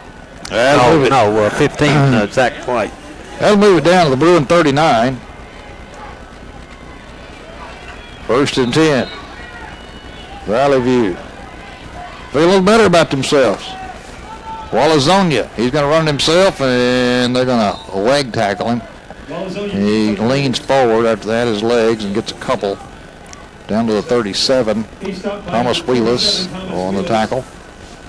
Second down at 8. Bruins leading at 36-0 with under 4 minutes to play until halftime. They need to stop him. Don't let him score. That way we can get the sportsmanship rule in effect the second half. Well, Brooks said that. I didn't, Dickie. Walazonia with a running back to his left. Took a little away your thunder, right? Yeah. Here's Snell, and he's going to get some. Ooh, Fumble! He was hit and fumbled. The Bruins have it at the 32. He was hit. Snell was hit and fumbled, and Zach White came up with it. Wow. There's a fumble on the play. It is recovered by Zach White. He's lucky. The football's the only thing he lost on that one. Yeah. The way he was hit. Bruins have it at the 31 after the turnover. Defense gives it back to the offense. Bruins leading it 36-0. 3:31 to go until halftime, and now they have the football at their own 31. Again, if the Bruins win, they'll be playing the winner of the Lakeside-Harrison matchup tonight. Hatcher, shovel pass. Not much room. Nope. Matter of fact, negative yards. That one went backwards. He shoveled it off to Lynch, and he was met immediately by Tony Laranzana. He stopped by number 26, Carter Winters. They have some unusual names on this team. They've got some all-name prospects, don't they? Mm-hmm. The ball is spotted just outside. Loss that time back to the 27, so a 4-yard loss, 2nd and 14. That play was not pretty. See if they can pull out a good one here. Hatcher looks to pass, has some time. Oh, over the middle, too hot for a receiver. Pass intended for That one went through E.J. Anderson's hands and went through Hudson Henry's hands, and fortunately it wasn't picked off. Now it's 3rd down and 14. 3rd and long for the Bruins. Hatcher, empty backfield on 3rd down. Has a snap. Looks to pass. Steps up. Now steps up again. Now rolls to his left. Now throws, and it's going to be nearly picked off, but incomplete on the Bruins sideline. And now we're looking at 4th and 14. Pass intended for Trey Johnson is incomplete. Hatcher was nervously looking for something to do there. David Purrier. On the coverage there. Yeah.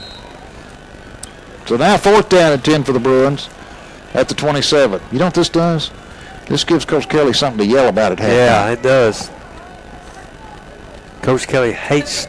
Yeah, he hates sloppiness. He hates sloppiness. First quarter, he didn't have anything to yell at. Now he's going to have something to yell at. Here's a 4th down play. Hatcher looks, unloads, downfield, jump ball, tipped away, incomplete. And it's a good thing for Valley View it was, because they're going to get the football back at the Bruin 27-yard line. You know, a play like that, I don't like to see Lane do something like that. That was... He put it up for grabs. He just put it up for grabs, and he knows better than that, I think. I'm sure he's been harped at enough to... Well, he'll probably be harped at again here in a minute as soon as he reaches the sideline. But yeah, he's being harped at the moment, as a matter of fact. Yeah. So first down for the Blazers at the Bruin 27, 2:37 to go. Bruins were not successful at taking that time off the clock, and they turned it over on downs. Walazonia rolls to his left, has time, now steps up, now throws deep. This one's up for grabs and over everybody's head. Had two defenders back there defending. He's looking for Sam Fagan. 34 and 31 for the Bruins on the coverage. Blake Titus and Trent Sawyer. Yeah. They were both there, but nobody had a shot as that sailed over everybody's head. And it'll be second down and 10. 2:31 to play until halftime. Bruins leading this one 36-0. Ball is at the Bruin 27. They're bringing another big kid. They got some big kids. They're bringing Clayton Treat in. He's a tight end, 6'4", 217. Walazonia in the pistol. Has Snell behind him on second down. Walazonia hands it off to Snell. Bruins looking at him, and they're going to stop him. He had a right at break the wall. 25. Yeah, it looked like he had a little room. The Bruins turned him right at the 25, gain of a couple. Snell carries on the play. And it's third down and 8. Ball's at 25, need to get to the 17. Just outside the 25. Clock running. 2:05 to play in the half. So third down and long now for Valley View at the Bruin 27. Goes to 26. Walazonia is going to keep it up the middle for a few yards and moves the pile down to the 25. And Valley View's signaling first down. It's not even close to a first down. It's going to be fourth and, we'll call it a couple. 4th and 2 from the 19. They had to get to the 17. Here we go on fourth down. Walazonia, Snell off to his right. On fourth down, Snell gets the call, and he's going to twist his way inside for a first down. Yep, believe he's got it there. Just inside the, well, I don't know where they're marking it, Brooks. It's going to be close. Oh, wow. Man, he did not get a good spot. I thought he was down about the 15. Oh, yeah. Now they're going to have to take a look at this one. It's going to be close. I don't think he made it. I don't think he... Well, he may have. It's going to be close. It's going to be close. They're going to bring the sticks in. Stops the clock with 1:24 to play until halftime. Bruins leading at 36-0. Eagle Eye here says he made it. If he did, it's by the nose of the football. Yep. If he made it, it's by the nose of the football. I got that nickname from Mr. Lanny. Yeah, you sure did.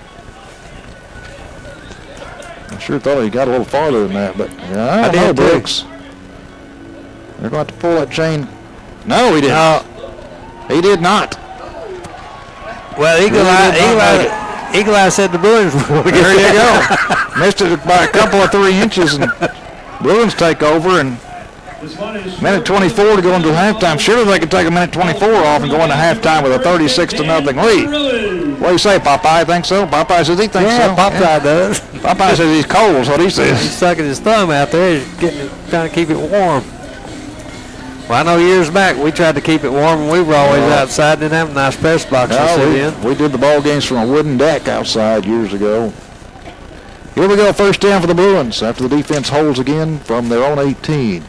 Hatcher, quick pitch to the left, caught. White at the 15, the 20, 25 out to the 30, and finally he's forced out of bounds at the 32. First down for the Bruins, 1:17 to go. Carter Winters finally forced him out.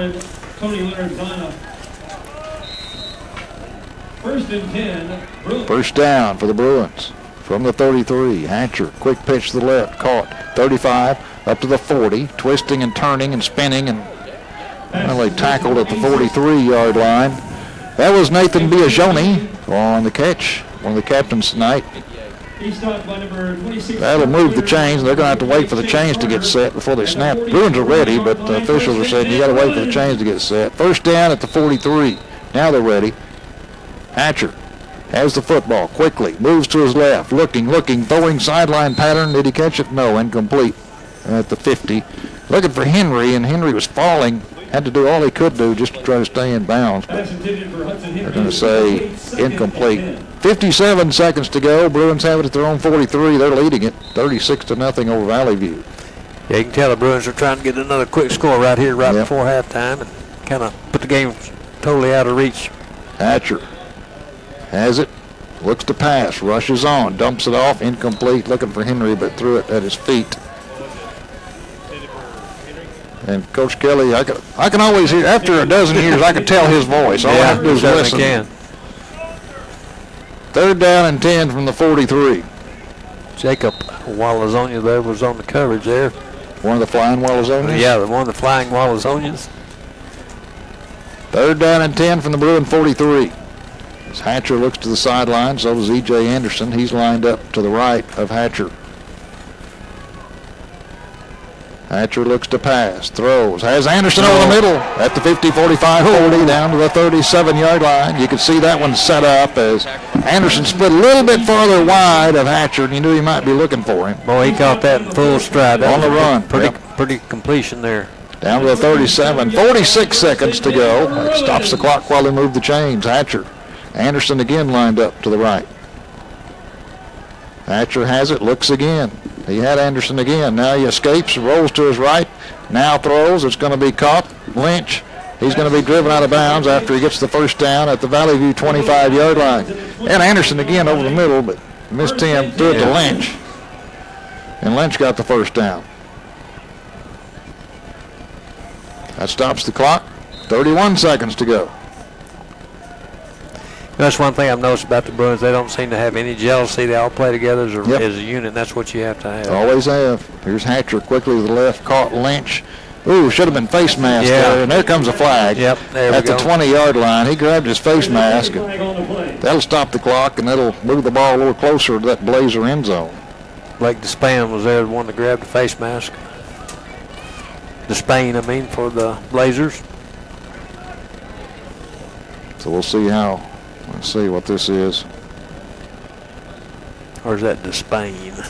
Jason Brasher. Personal foul, face mask against the defense. Half the distance to the goal. Result of the play is first down. So first down for the Bruins. That'll move it down close to the 10-yard line, I would think. Yep, half the distance down near the 9. 27 seconds to go. Bruins have 2 timeouts left if they need them. They're leading at 36-0 here right before halftime. 27 seconds left. Now we're ready. Hatcher in the empty backfield takes a snap, looks, throws. It's going to be caught, twisting, turning down inside the 2-yard line. They probably will have to take a timeout here. And they will. They'll take a timeout with 13 seconds to go. That was Nathan Biagioni who got it down to the just outside the 1. Bruins will use one of their timeouts, and that'll leave them with 1. 13 seconds to go, and I'll tell you what, who knows what he's going to draw up here from the 1-yard line. I'd line up with the last touchdown they had. Pulaski Academy student Emily Letting excels as both a scholar and an athlete. Emily is a member of National Honor Society and National Beta Club. As a senior, she is captain of the cross-country team and Lady Bruins soccer team. Most recently, Emily was selected as the Wendy's High School Heisman Female Student Athlete for Pulaski Academy. Please join me in congratulating Pulaski Academy's Spotlight Scholar, Emily Letting. She makes us Bruin proud. The Friday night Spotlight on Scholars is courtesy of Cumberland Consulting Group.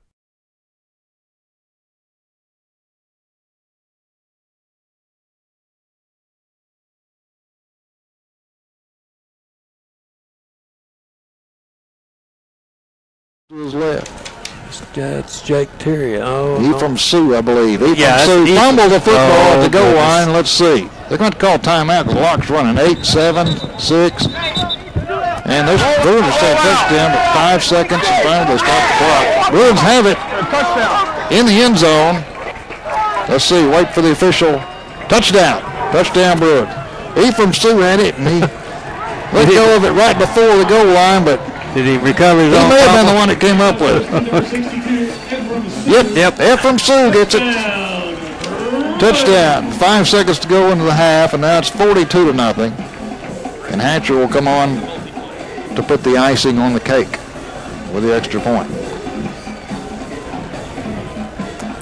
Halftime, we'll check in with that game across the way, Little Rock Christian, and win.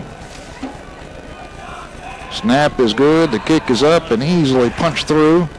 And it's 43-0 with 5 seconds to go until halftime. So the second half will be played with a sportsmanship rule, which means the clock will be running. And the Bruins should, barring one of the biggest miracles in Arkansas high school football history, they should move on to the next round to play either Lakeside or Harrison. We're keeping our eye on all the other scores in the playoffs. At halftime, we're going to be joined by Hannah Williams, and she's on the scene of that Little Rock Christian win game. She's going to be reporting back to Brooks and Josh will be with us, and she's going to be talking to him. Our thanks to Zach Thomas back in the studio for hooking everything up for us. Bruins will kick it away from the 45 from our right to our left. And we can say this probably will not be an onside kick. It'll be probably a squibber down the field. Yeah, normally the procedure here after we get up this type of score usually kicks it deep. And it'll be Clay James coming on, the sophomore, to kick it away. He's the heir apparent to the kicking job here. We've seen him several times this season. Yeah, Lane will be graduating, moving on to college somewhere to play quarterback. Here comes James, approaches the football, and he's going to kick it away. High kick, it's going to be fielded at the 15, at the 20, at the 25, the 30, and out of bounds at about the 33. And there's the buzzer, and that's the end of the first half after the kickoff return out to the 33-yard line. But we reached halftime. Game number 1 of the playoffs of the Bruins. So far, so good. It's halftime. Our score, Pulaski Academy 43, Valley View nothing. Join us for halftime right after this. You're listening to Bruin Football on 96.5 FM, The Answer.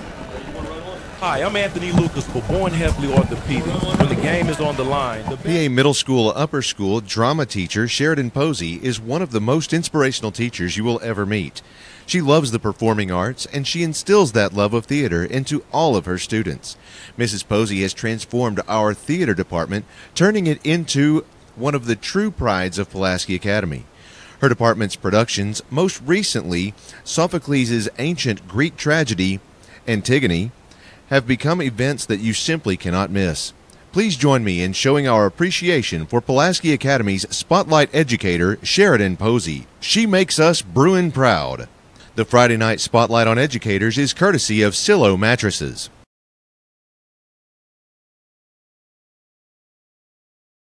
Are you guys ready? Be better at Bell.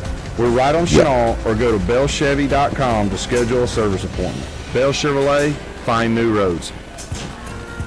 You're born amazing, and at Baptist Health, we want to keep you that way.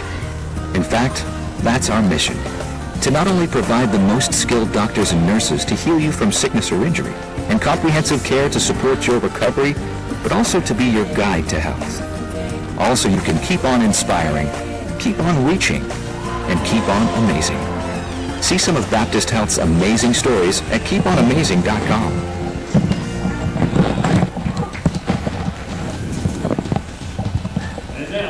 This is Pulaski Academy Bruins football on 96.5 FM The Answer. It's time now for the Ortho Surgeon's halftime report.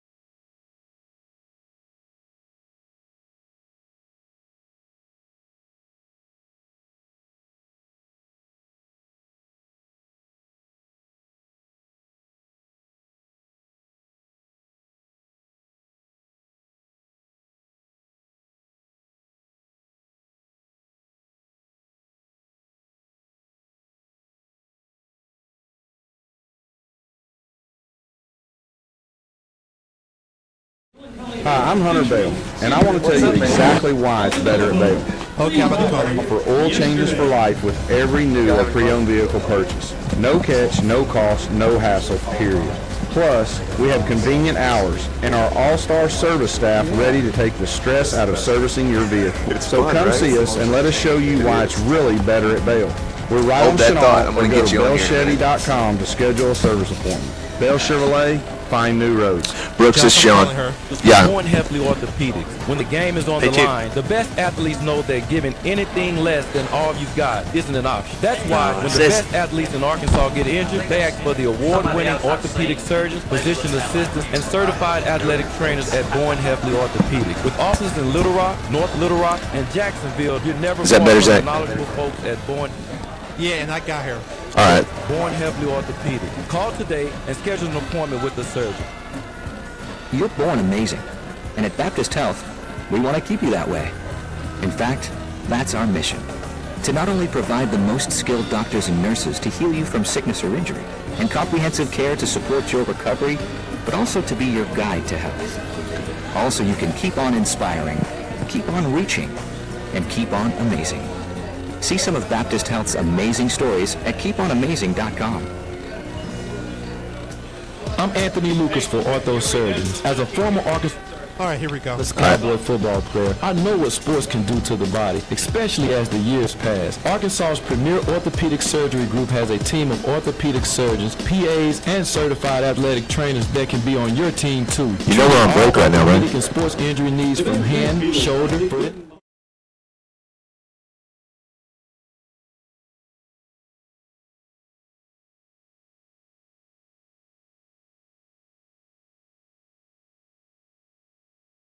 Welcome back to Bruin football on 96.5 FM. The Answer. Your score at Joe Hatcher Stadium: Bruins 43, Valley View Blazers 0. We have about 11 minutes remaining in halftime.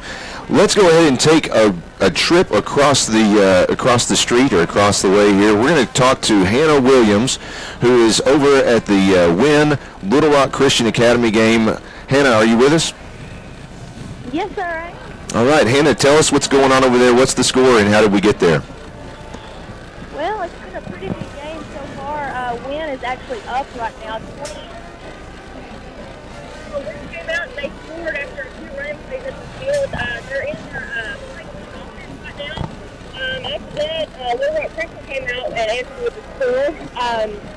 Yeah, they've thrown the ball a few times tonight. They've had a lot of incomplete passes. Wynn came back with a huge run by number 35, Chris Miller. He had a big yard night tonight.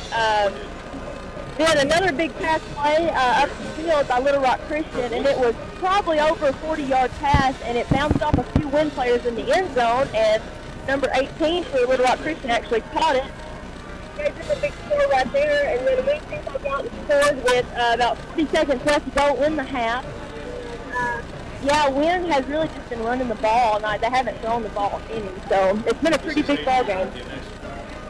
Yeah, Wynn is, they're a ground and pound type offense, and we saw that last year in the state playoffs. They don't pass hardly at all, and of course, Little Rock Christian's a quick strike offense, and so a couple of plays and they could be right back into the ball game.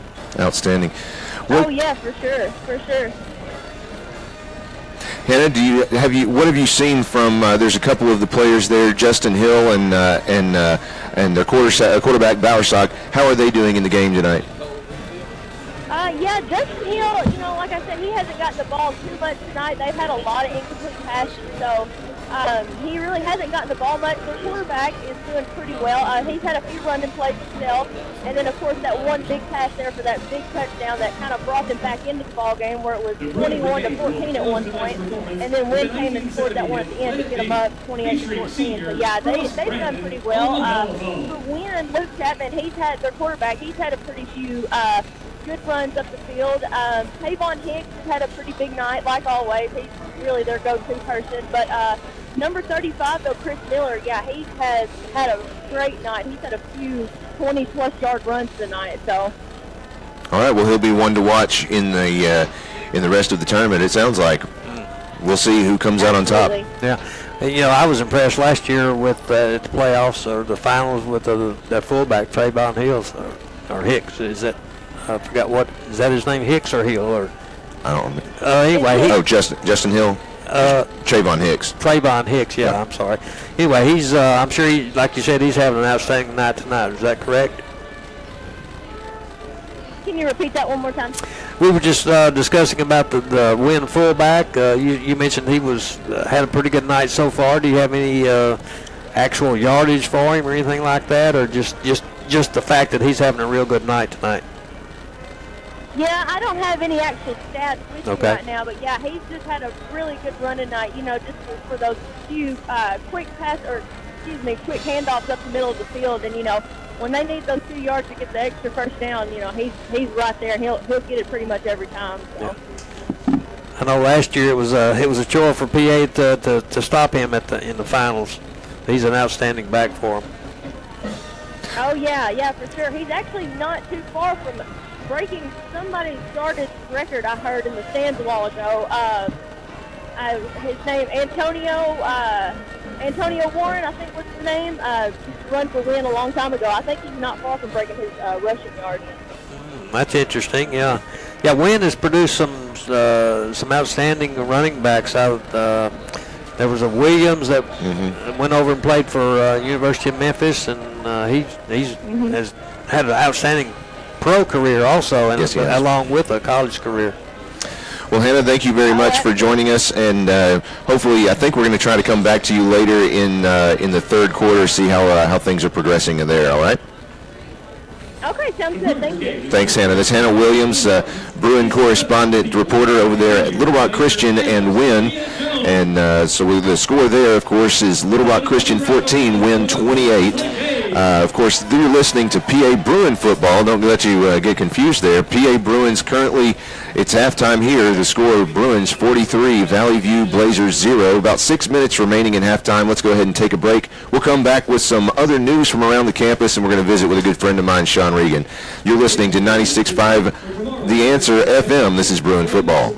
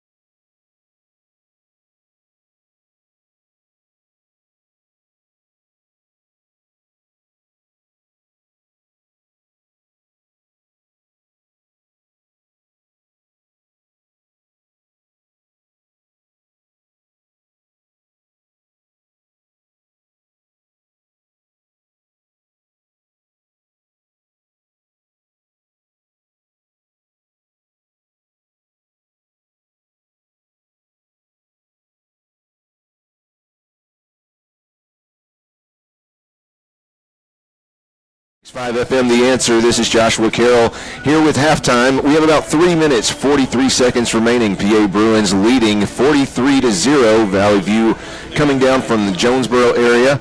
Let's go ahead and take a look around the rest of campus outside of sports for just a moment. Let's see, down in the lower school in the ECS, they have a fantastic day coming up. It's Grandparents and Special Friends Day. That'll be on November 17th at 9 a.m. in the Connor Performing Arts Center. This is a unique opportunity if you haven't been before and you are a grandparent or a special friend to one of the students in that section of the school, please do attend that. They have this event only every other year. I almost said twice a year. It's every other year, so it's a fantastic opportunity and to see what these students are capable of, and it's a lot of fun. But do come to that. It's again on November 17th at 9 a.m. at the Connor Performing Arts Center. Looking toward the lower school, we have some other things going on like the book fair and the readathon that's all going on as well. And then heading over to the middle school, Beta Club and National Honor Society have inducted some new members. They have extended new officers. You can find some information on that out on the Veracross portal. Log in there. Some other things going on. The Green Club is hosting America Recycles Day on November 15th. They want your old bicycles, electronics, and ink cartridges. Part of the drive includes collecting used bikes in any condition. They'll be used for Recycle Bikes for Kids. That's a fantastic nonprofit in Arkansas that refurbishes used bikes and donates them to children in need around the holidays. Last year, Pulaski Academy donated 41 bikes. They are accepting used ink cartridges and any electronics as well for e-recycling. They partnered with ESCO because of their commitment to sustainable use of materials as well as protecting your privacy. ESCO accepts nearly anything that requires energy, whether through a battery or plug, but they are unable to accept anything that contains freon, fuels, oils, or paint, regardless of whether or not they require electricity. So you can support that recycling drive the week of November 13th through the 17th. That's coming up soon next week. So they'll have its drop-off station near the middle school and the drama room from 3 to 5 p.m. every day after school. If you have any questions, contact Angela King. Well, folks, I'm sitting here with a good friend of mine, Sean Regan. Sean, how you doing? I'm doing great. It's just great to be here watching Pulaski Academy Bruin football. Absolutely. Of course, you're not a PA fan typically, right? Well, I'm a fan just by keeping up with them in the newspaper. And over the years, I've coached high school football since 1999. So Pulaski Academy has been a powerhouse, right? For the last couple of decades. So it's easy to be a fan of good football. Absolutely, it is. Of course, you hail from Saline County, just down the road, and so you come up here to. You had a bye week this week in Benton. In Bryant. Bryant, excuse me. Get him. And Bryant is got a bye week this week, so. Come on, you told me you had to find a good football game to watch, and you ended up here at PA. That's right. I coached football at Bauxite this year. That's where my son goes to school, Jackson, and I actually teach at Bryant High School at the same time. So I have to support the Hornets and I support the Miners. The Miners missed the playoffs, and the Hornets have a bye week. So we just wanted to find some really good football in Central Arkansas, and there's no better place than Pulaski Academy to find that. So what have you seen here that has, of course, PA's reputation. You knew what to expect from the play calling and the way the mechanics of the game here. But what have you seen that did kind of surprise you? I don't know if there's any surprise except just the team speed, the precision that PA runs with. You can tell that they're, the old cliche, well-oiled machine, but they definitely have something about their system at the high school level that is unlike any other. I've seen some really good high school football teams over the last 20 years, but a team that consistently puts this product out on the field, and just even when things don't, kind of look like they break down, it still seems like PA has a chance to score at any time. Right. Right, it looks that way, especially by when you consistently go for it on fourth down. You see other teams try that. We've seen other teams try that tonight, and they're either not used to doing it. Maybe they get nervous behind that fourth down, that big number 4 up there on the scoreboard. And still having the offense on the field. A lot of that can shake a person up, and if you're not used to it, if that's not part of your philosophy and your belief system, that a lot of that can get into it plays into mind games. Right. It's I think it's all about confidence, and that's what Coach Kelly instills in each of his players. You can tell. One thing I noticed from the outside looking in, as you say, is how he speaks with his team, how he talks to them, how he communicates with them, and how he allows the players to play the game that he's already taught them. Like, he doesn't try to micromanage. He coaches and lets those boys get out there and play. Outstanding. Sean, thanks so much for joining me this evening. It. Folks, that's the end of our halftime show. We've got a minute and a half left before we'll begin the second half. Again, Pulaski Academy leading this one over Valley View 43-0. We'll be right back in just a moment with Jay Jones and Brooks Beasley to finish it out. You're listening to Bruin Football on 96.5 FM, The Answer.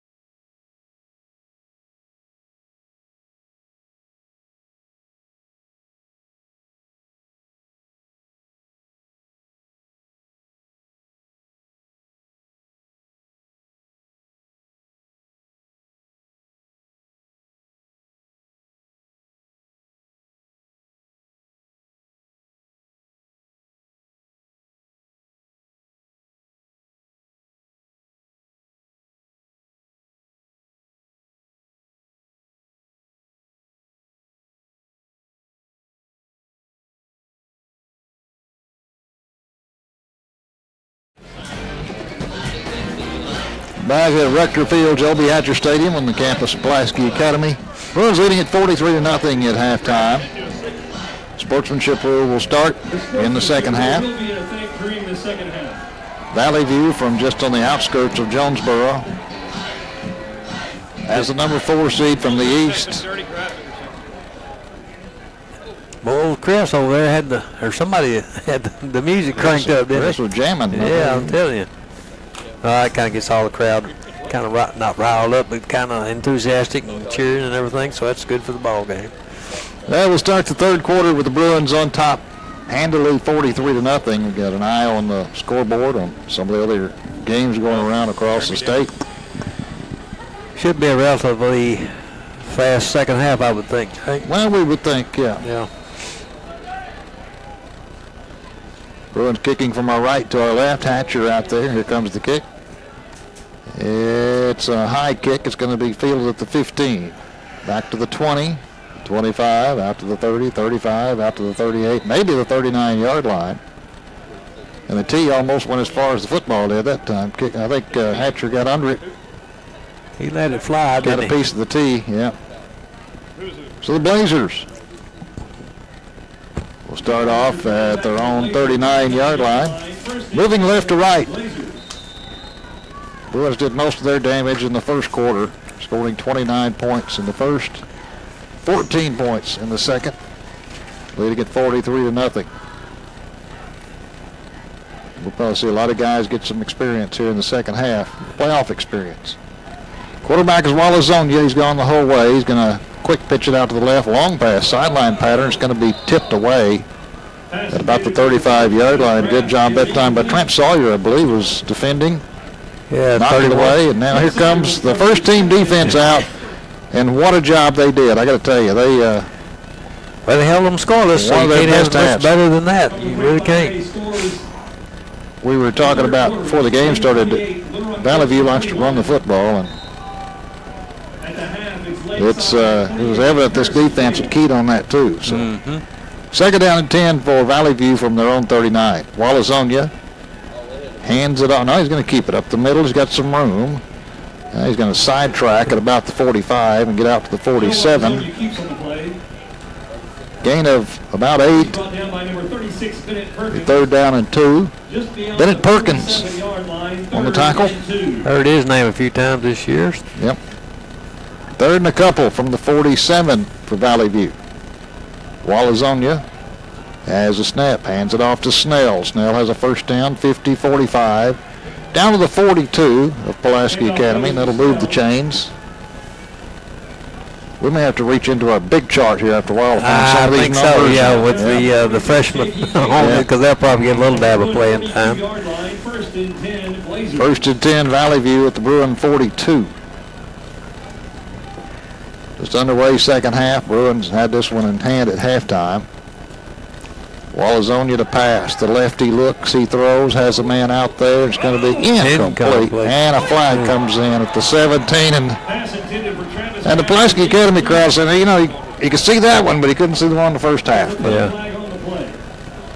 That ball was incomplete, nearly caught by Travis Graff, but wasn't well defended. Looked like Braden Cash was there. Yeah, Braden was on the pass interference. coverage there for the Bruins. 15 yards from the previous spot. They're going to call pass interference. It was from the 42 down to the 27. Needless to say, this looks like the Valley View's best offensive performance Well, in the ball game so it far. should be. Yeah, it You're should. getting a lot of guys in there for PA that are getting some valuable experience right now.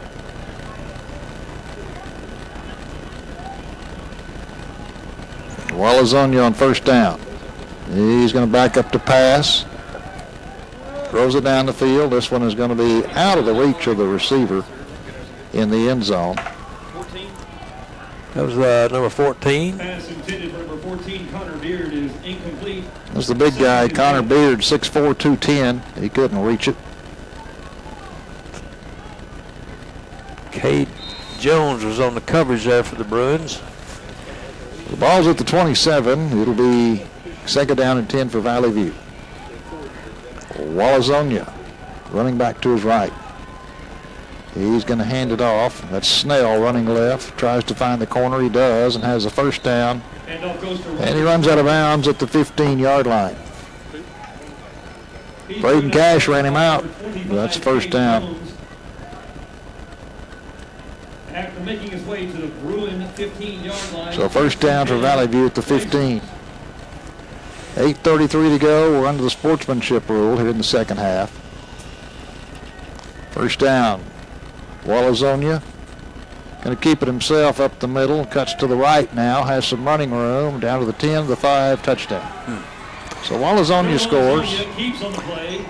Touchdown. Make it 43-6. Where's that button that says that was easy? Yeah, that was pretty easy. And they'll kick for the extra point. I think it's Ben Brunfield is the kicker, and everybody's been talking around here. The buzz is how he was kicking in warm-ups.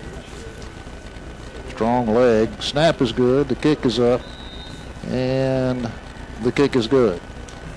So we'll take a break. 8:16 to go in the third. Our score now, Pulaski Academy 43, Valley View 7. You're listening to Bruin Football on 96.5 FM, The Answer. Marley Meyer Jones is a proud alumnus of Pulaski Academy. She started at PA in first grade in 1975. During her time as a Bruin, Marley was in numerous clubs, including Student Council and French Club. She was captain of the cheer squad and played varsity tennis. After graduating from PA, she went on to the University of Arkansas for her undergraduate education. Marley is married to Gary Jones. They have 4 children: Lawson, class of 2014, Palmer, class of 2015, Bethany, 12th grade, and Merritt in the 10th grade. Marley and her family are very active in our PA community. Please join me in welcoming back Pulaski Academy's Spotlight alumnus, Marley Jones. She makes us Bruin proud. The Friday night Spotlight on Alumni is courtesy of Hug & Hall Equipment Company. It's on the air. Valley View kicking from left to right. Teed up at the 40. Bruins deep men are standing at about the 15-yard line. We'll see how strong this leg is from Brumfield. Here's the kick. Well, this is going to be a wobbly short one. It's going to hit the ground and be short hopped at the 20, the 25, out to the 30, and the 34-yard line. Zach White brought it out. He's brought down by number 26. He's a freshman. Carter Winters once again on the stop. He's been all over the place.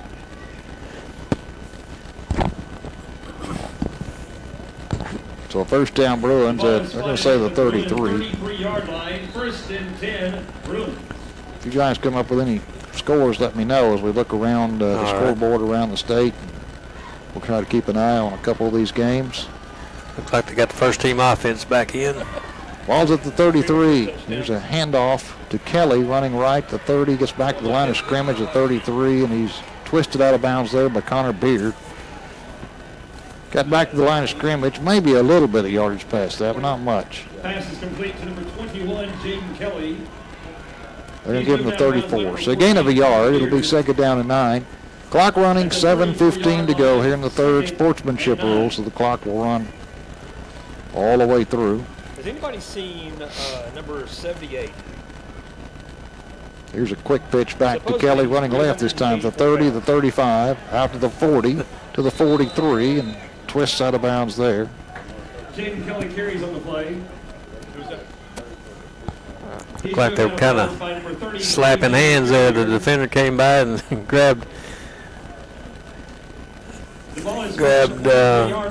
Jaden Kelly's hand. I thought he was going to shake hands and put him out of bounds. 43-yard line, so that's first down. Bruins have it at their own 43, first and 10. Hatcher still in the ball game with Kelly off to his right. He's going to hand it off to Kelly again. The Blazers are after him. They're going to bring him down short of the line of scrimmage. So he's going to lose a yard. Yeah. Second down, 11. Led by number 10, Blake Despain was the first one there, and several other Blazers there to make the tackle, along with Devin Lipford. So second 11 for the Bruins. 6 minutes to go now in the third quarter. Clock running. Bruins up 43-0. Led it 29-0 at the end of the first quarter. 43-0 at halftime. And that's 43-7 with under 6 minutes to go here in the third. Hatcher has Kelly off to his left. 2 on the play clock. Gets it off. Kelly just kind of picks his way up to the line of scrimmage and gains a yard. Maybe 2 yards. So it's going to make it third down and 9 from the 44. Looks like Braden Bratcher's going to come in at quarterback. Yep. Now we're getting some switch outs. Yeah, getting some switch outs. Bratcher comes in at quarterback on third down and 9 from the 44. Andrew Cobb comes in as a wide receiver. Bratcher has it, looks to pass. Throws, it's going to be caught at the 50 to the 49 and slung out of bounds on the PA sideline. That's Jaden Kelly on the catch. He's going to be about 2 yards shy of the first down, 4th and 2. Lipford's played a good game too for them. Devin Lipford made several tackles along with Carter Winters. So 4th down a couple. The ball is at the Blazer 49. Need to get to the 47 for a first down. Bratcher, the quarterback, he's alone. 4 receivers to the left, 1 to the right. Has a man in motion, that's Kelly. He fakes it to Kelly. Now he's going to bootleg out to the left, and he's going to run out of bounds. It's going to depend on where he's not going to make it. He's going to run out of bounds at the 50-yard line. He's going to lose a yard on the play, and that's going to turn it over on downs to Valley View. Yeah, that was 4th down, wasn't it? Yeah, I'm not sure he knew exactly that was 4th down and what he had to get, but he stepped out at the 50, a couple of yards shy of the first down marker. You know, if he's heir apparent to the quarterback position next year, I'm sure Coach Kelly will kind of it's a teaching review that moment with him. They're all teaching moments now. First and 10, Valley View right at midfield.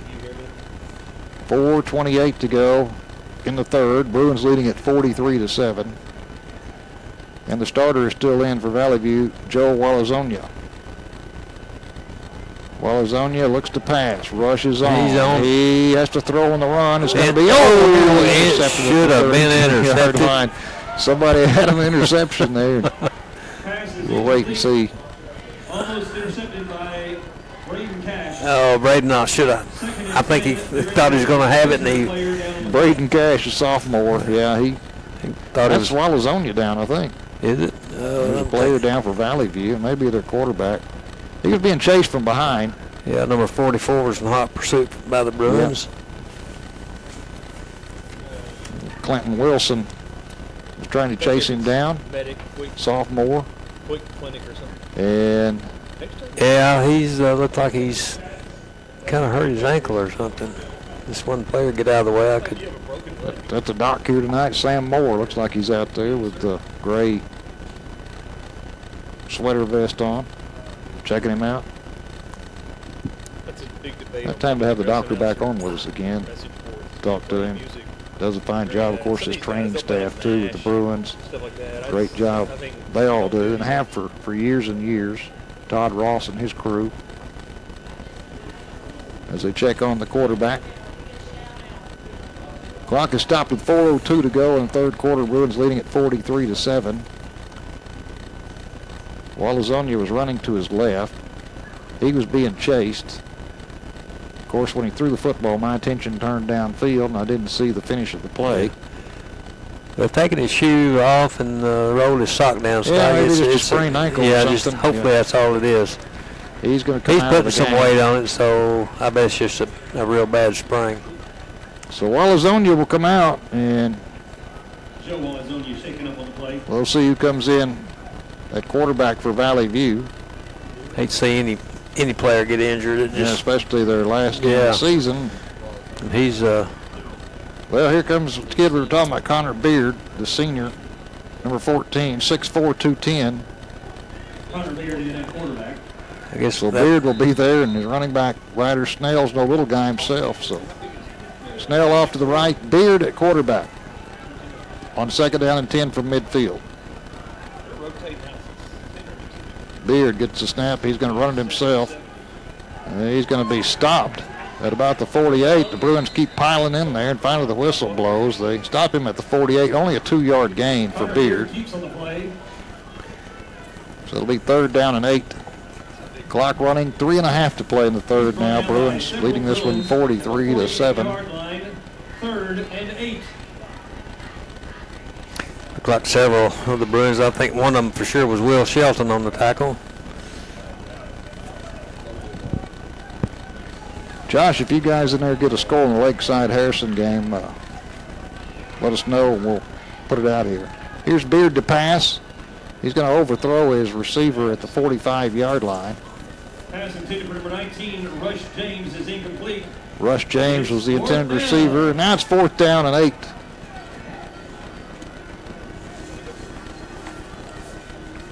Ball is at the 48 of the Bruins. Need to get to the 40 for a 1st down.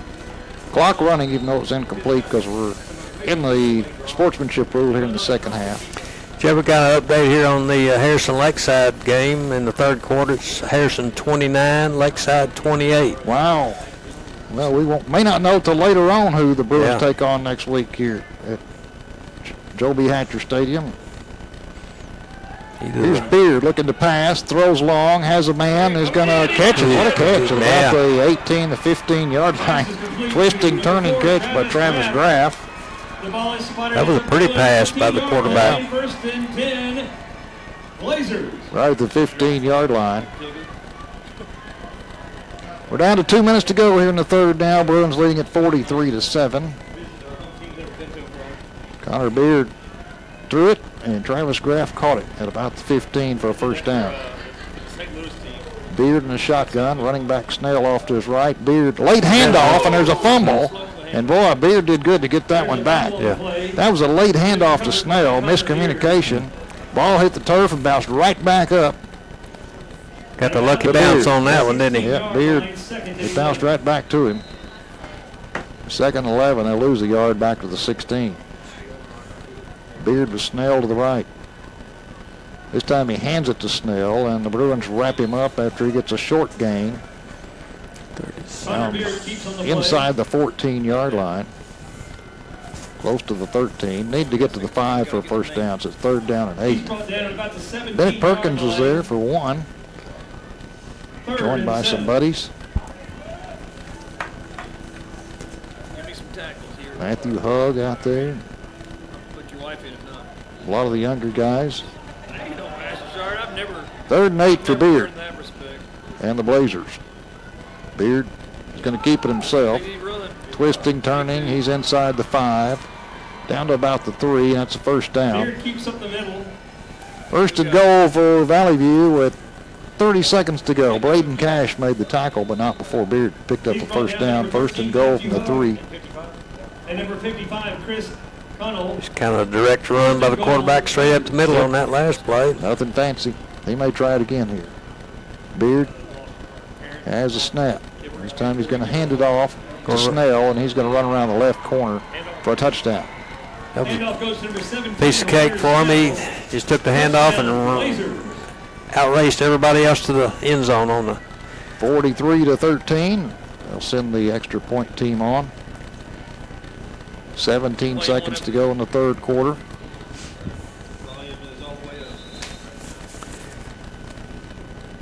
Well, you know, Coach Kelly, even though he sends this second and third team in, he expects them to perform. And he's a perfectionist. He wants it done right, and he doesn't want any sloppy play. And this is going to give him something to work on. Kick is up and good. We'll keep it right here with 17 seconds to go in the third quarter. Bruins leading at 43-14, and the Bruins had a 43-0 lead at halftime. Had a 29-0 lead at the end of the first quarter. Again, next week, the Bruins will be here taking on either Lakeside or Harrison.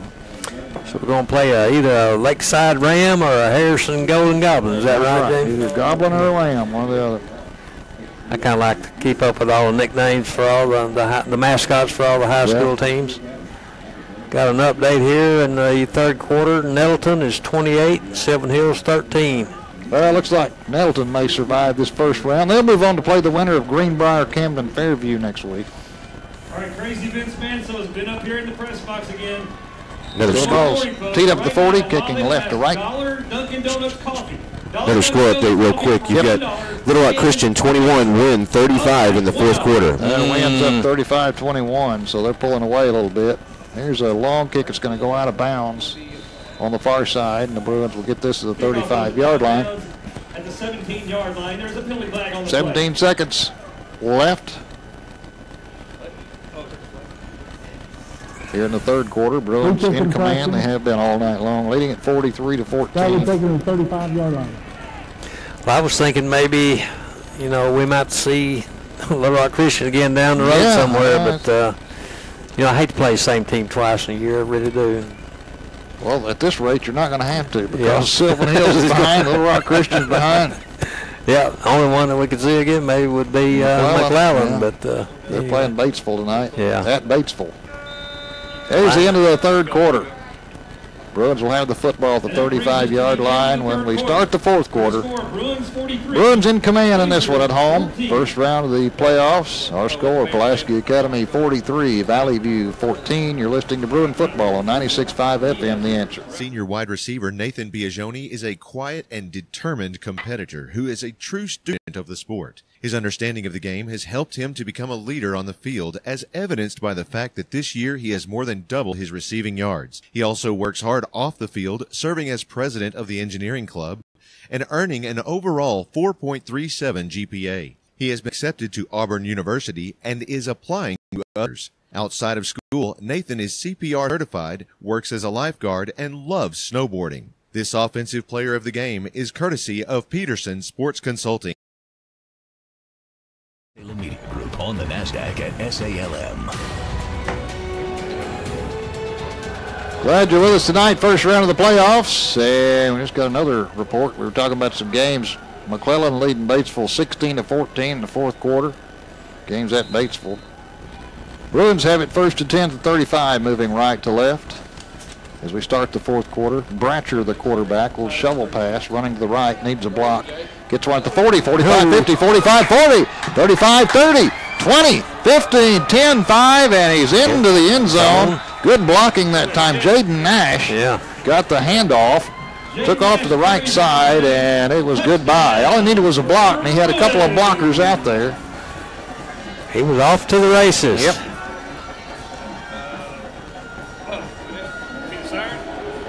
So touchdown Bruins, 49-14, going for 50 here. That was a quick drive by this second bunch here, wasn't it? Yeah, it sure was. I didn't time that one? I didn't time that one, I'm sorry. Well, it was more than 9 seconds. I can yeah, I'd say so. Here's James on for the extra point. Oh, got it offside. That's good. Kick is up, and the kick is good. I think we have an offside player, but I don't call it. I don't call it now. We'll keep it right here. 11:42 to play. Bruins leading at 50-14. They were ahead 43-0 at halftime. 11:42 to play. The Bruins will move on to next week. Be playing here at home against Lakeside or Harrison. Need all the support we can get. So if you're listening and you can come out and watch it next week, be sure and do that, because it could be the last home game for the Bruins. It very well could be, Jay. You're certainly right. Because if Nettleton keeps winning, the Bruins in that third round are going to have to go to Nettleton. So come out and enjoy this one next week and cheer on your Bruins. you know, the way they line it up in the brackets is what determines where you go. But, you know, in all honesty, here PA's leading 5A. They're the number one team in 5A. Looks to me like they should really get the home field advantage all the time. But, you know, anyway, every year they luck of the reverse draw. it. Last year, we did stay home all right. We Sure were at did. the top of the bracket. This year we got out of the bottom of the bracket. Remember 2 years ago we had the same situation. We had to go to Little Rock Christian for the semifinals. Right. And had to travel that year. So it goes back and forth. And so I guess that's only fair, I guess. Yeah. If nobody knocks Nettleton off, then the Bruins are going to be on the road that third week if they win next week. Here's a long kick. Nice kick. From James, fielded at the 6, back to the 10, the 15, out to the 20, the 25. Pile moving. Oh, the ball is taken away at the 20, the 10, the 5. Touchdown Bruins. That ball was taken away in the pile, taken away by Mason Cobb, and he just took off. Man, that's the first time I've ever seen anything like that. Well, they stood him up, and Cobb just took the football and said, hey, I'm going the other way. I'm going the other way with it. This is mine. Well, I guess wonders never cease. Yeah. Well, that made it 56 to 14. That's a quick score. You know, we didn't time that one. We didn't time that one either. No. And I think that would have. It may have been close. Yeah, I think it would have been 5 or 6 seconds. 11:10 to go, and the Bruins make it 56 to 14. Now, James is on for the extra point again. Bratcher, the holder. Snap is good. The kick is up. It's and good. The kick is good. Thomas Vaughn, the snapper, good job getting the ball back there. So we'll take a break. 11:10 to go in this one. Bruins now lead it 57 to 14 over Valley View. You're listening to Bruin Football on 96.5 FM, The Answer. Hey everyone, I'm Anthony Lucas for Bourne Hefley Orthopedics. Small aches and pains are part of the game, but when aches and pains turn into a serious injury, Arkansas's best athletes ask for Bourne Hefley Orthopedics. Generations of Arkansas athletes have trusted their orthopedic surgeons, physicians.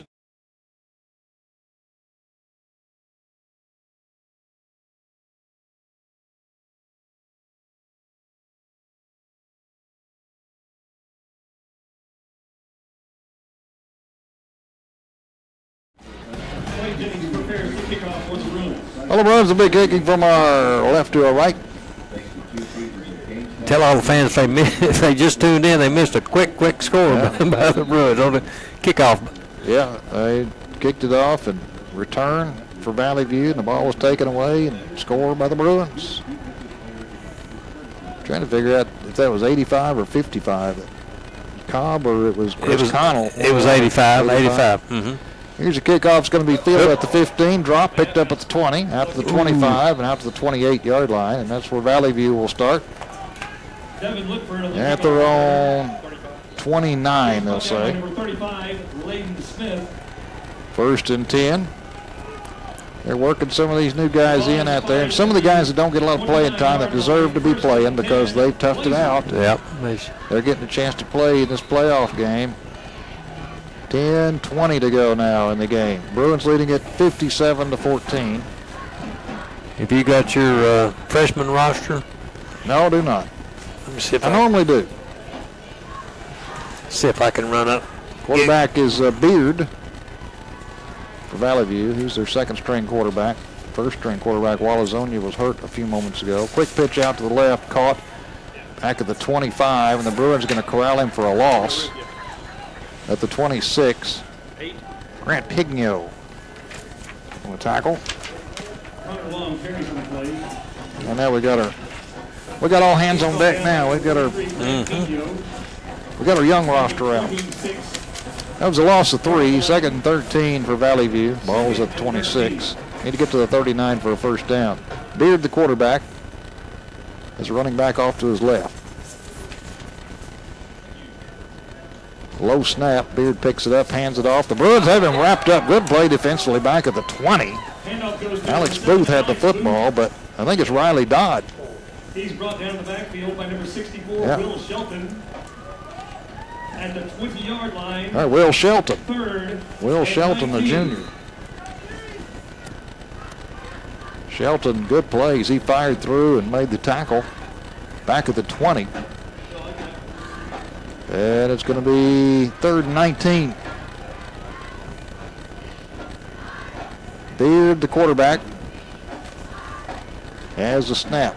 Looks to pass on 3rd and long. Does pass over everybody's head at about midfield, and that's going to be 4th down now and 19. I think that was intended for number 3 and over his head. Yeah, it was Sam Fagan. Yeah, it looks like they're going to punt it away on 4th and 19. We're getting there. 8:20 to go in this one. Bruins leading at 57-14. Ball is sitting on the 20. Punter is standing back at the 7. Nobody back deep for the Bruins. Valley View has a player come in late onto the field. Now we're ready. Purrier, the punter, has the snap. Runs to his right, now kicks it away rugby style, and this is going to bounce at the 43 out to the 48-yard line, and it's going to roll dead there. Not getting really a long bounce on them. I mean, not much of a roll tonight. They're going to say 47-yard line, and that's where the Bruins will take over. They'll be moving from our left to our right, trying to take some more of this time off the clock. It's running, 7.5 to go. Bruins will be moving on to the second round.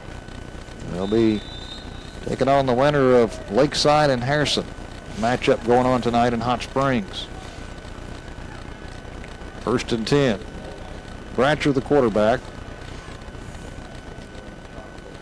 has a running back to his left.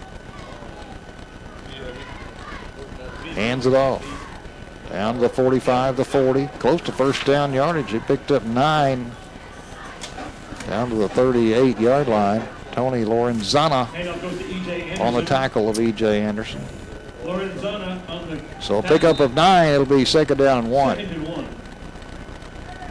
Ball's at the 38. Need to get to the 37. 6:45 to play. Bratcher has the football. Quick pitch to the right. It's going to be caught. Ooh, what a stick. You see that one coming. Yeah, you sure could. He threw that one out there to Jack Polk, and the defender was waiting, David Purrier. He was kind of left out. Yeah, see it coming.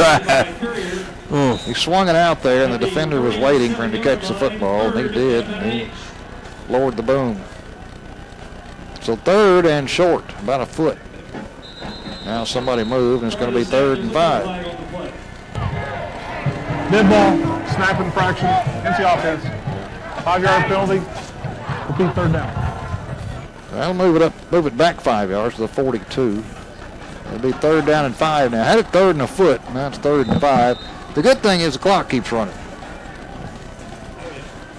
So 5:45 to play. Bruins in the lead, 57-14. On 3rd down, Bratcher has the football, looks to pass, rolls to the right, steps up, throws, has a man caught. 25-yard line down to the 23. A fumble. Fumble is picked up by Valley View, and they're going to have to tackle him when they do at the 30. That ball was completed down to about the 25-yard line, but Cobb was stuck. Nathan Cobb, he was hit. The ball popped loose, and Valley View has it. Yeah, number 33 for them. Purrier's been all over the place. He punted the ball, now he played defense, made a couple of tackles. Now he's recovered a fumble.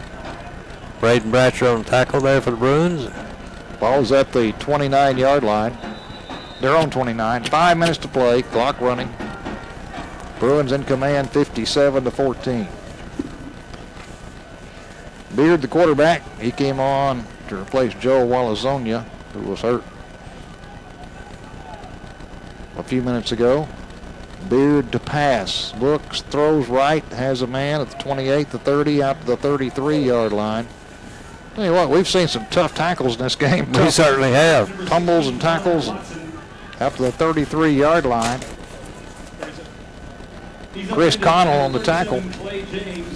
And Clay James. At the 33-yard line, 2nd and 5. So a pickup of about 4. It'll be 2nd down and 6.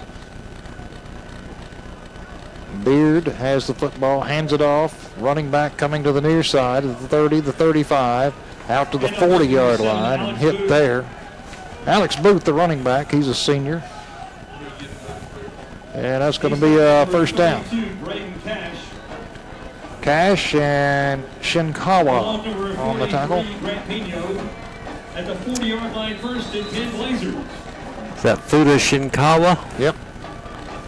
Moves it out to the 40. It'll be first and 10 for the Blazers. Beard is going to keep it at the 40, the 45, the 50. Lowers his head, gets down to the 45-yard. Well, he should be. I mean, he's 6'4", 210.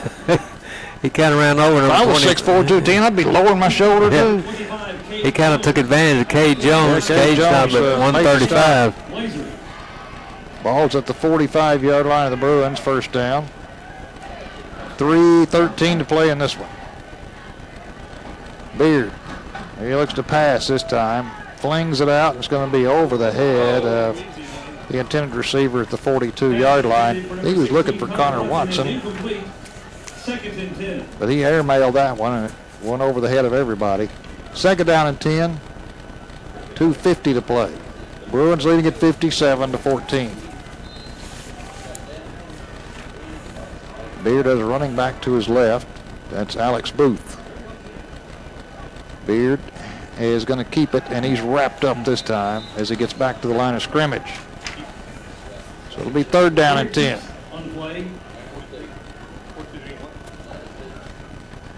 Grant Pino on the tackle. 2:22 to play. On the tackle. Third and 9. Beard alone this time in a shotgun on third down and nearly 10. Quick pitch to the right. It's going to be caught at the 45, the 40. First down at the 35, the 30, the 25. Finally gang tackled as he gets down to the 20. That's Watson.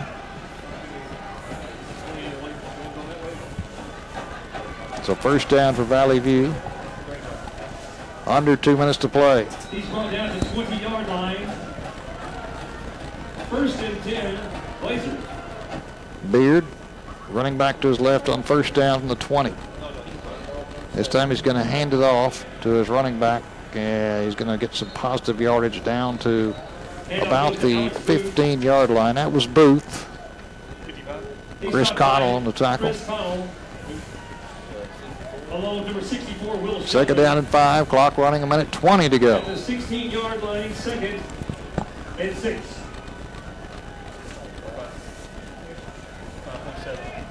Beard has Booth to his left. He's going to keep it himself. Has some room at the 10 down to the 5. Touchdown. So Beard's going to carry this one in. With 1:03 to play. Make it look a little better. 57-20. It's going to make it look a little more respectable. Yeah. But probably if we kept the first team in there, wouldn't have been any scoring at all, I would imagine. It's 43-0 at halftime. Kicker on for the extra point is Brumfield. High snap, but it's brought down. The kick is up, and the kick is good. So we'll take another break. 1:03 to play in this one. Bruins leading it now 57-21. You're listening to Bruin football on 96.5 FM, The Answer.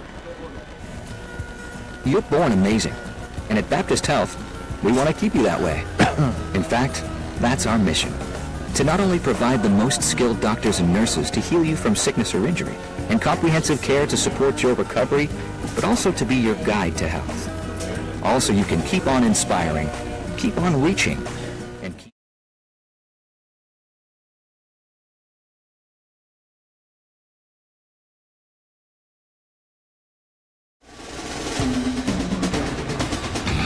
A minute to play here. Miss Vicky's just updated us. Harrison now leading Lakeside 43-36. So I knew you have some of these games that go back and forth all night long. Yeah. It may be later on before we find out who the Bruins will play next week, but the Goblins are hollering right now. I know Hot Springs is Jared McBride, a former Razorbacks, their coach, and I'm sure they do a lot of passing. Yep. So you just can't ever tell what the score might end up being. Here's the kickoff from the 40 right to left. Long kickoff of Brumfield, and it's going to be, you're going to have to field it at the 1, have to pick it up back to the 5, the 10, out to the 15, to the 20. and forced out of bounds. You got to be careful over there because you got those bleachers. Yeah. Forced out of bounds at the 19, they're going to say. The Bruins will take over there. 53 seconds to go in this one, and they try to wrap it up. Bruins lead at 57-21. I believe that was Nate Cumming on the return. So first and 10 Bruins at the 19. They're just going to try to milk this clock. Clock running already. 50, 49, 48. Bruins huddled up. Guys, it's looking more and more decisive on the other side of the town here. We've What does it got look like? Little Rock Christian 28, Wynn 49 in the fourth quarter. Yeah, looks like Wynn's going to move on to take on either Watson Chapel or Morrilton next week. Here's a run up the middle, but going to be lost yardage back to the 16. Kelly, look like Jaden Kelly, yep. He's going to lose, going to be wrapped up and lose some yardage. But it's not going to matter. We're down to 15 seconds, and that should do it. Might get one more Well, play they're in. try to hurry up and get another play in. Bratcher gets the snap, rolls to the right, throws it, and it's going to be short hopped at the 21-yard line. And that's going to do it. Bruins have won this one 57-21. We'd like to extend a happy birthday. We will give you a Marsha Henson, wrap-up on this one and kind of look forward a little bit when we get back. Our final here tonight from Pulaski Academy. The Bruins win it over Valley View 57-21. You're listening to Bruin Football. 96.5 FM, The Answer. Have you been to the warehouse lately? That's Cost Plus Furniture Warehouse. Cost Plus Furniture Warehouse has a great selection of famous names.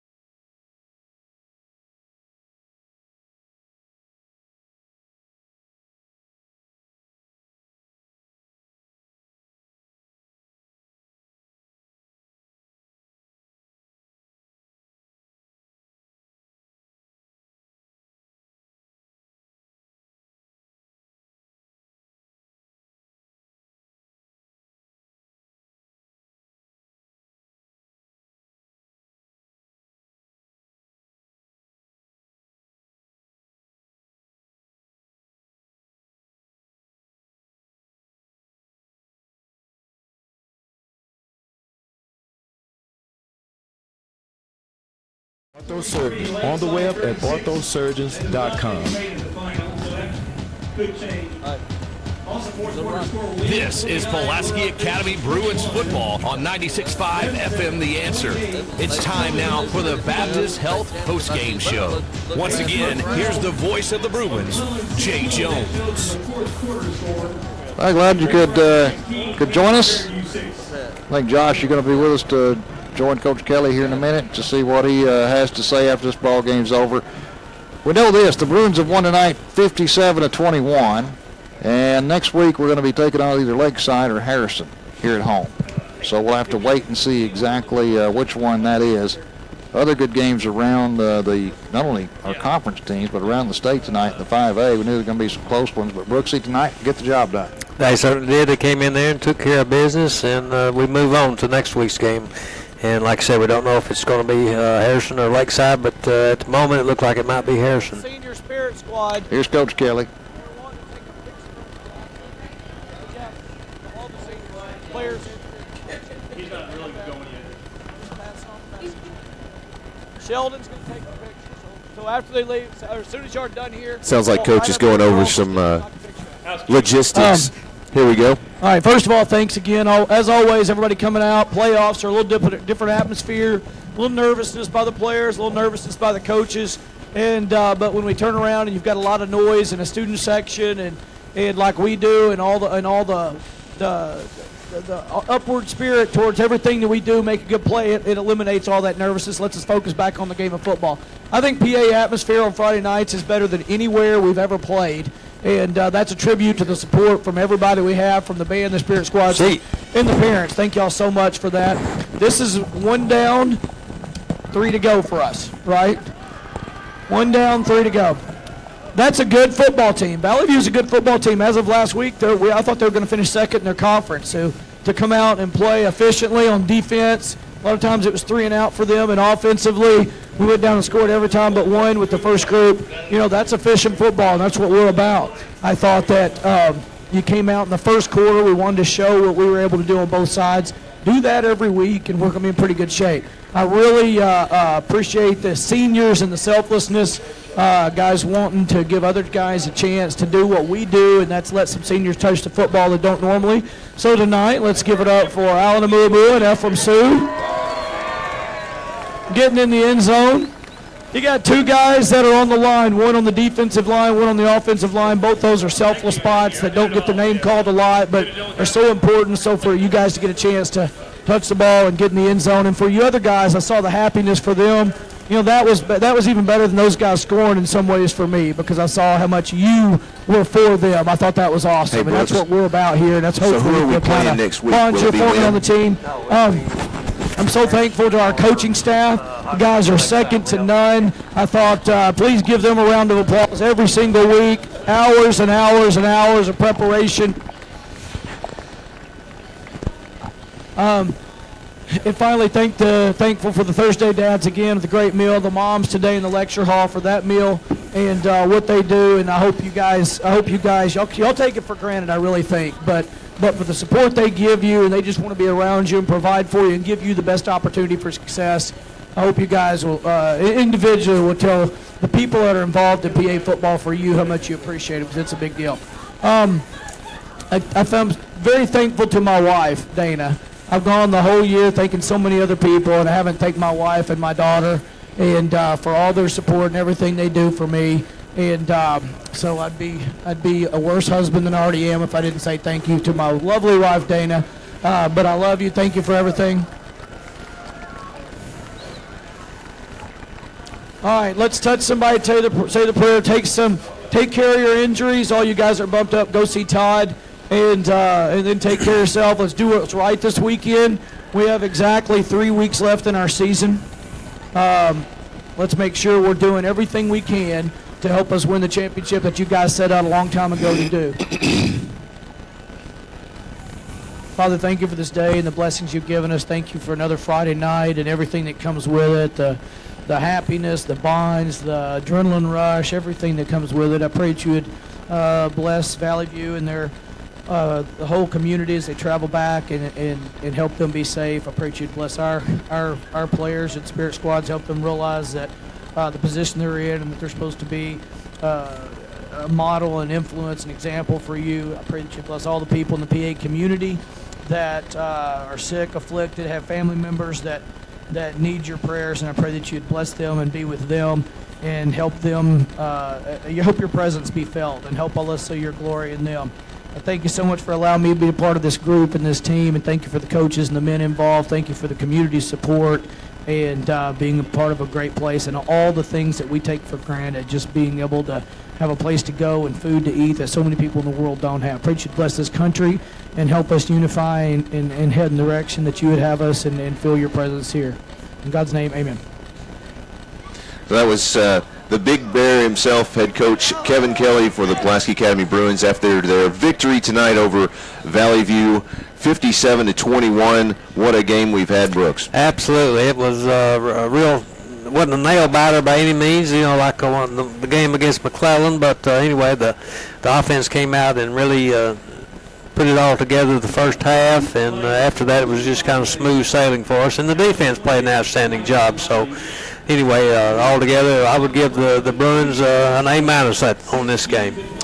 Yeah, I think that's a fair assessment. You know, you want to see the defense step up a little bit, and of course, you want to see the younger kids. You know, they obviously have had a chance to come into the end of the game a lot of times throughout this entire season. That's part of Coach Kelly's philosophy, is to get them in, get them to hear those pads pop. You want to get some reps. You want to snap the football with the younger kids so that when they get into these big game situations, they're not new to it. Right. You know, they've been there and they've done that, and they know what to expect, and you only get better with experience, and that's the only way you can get it is by playing. Absolutely. All right. Well, again, this is it for us here at Pulaski Academy. Our score: Pulaski Academy Bruins 57, Valley View 21. We'll be right back here at Joe Hatcher Stadium next week. You've been listening to Bruin Football on 96.5 FM. The Answer.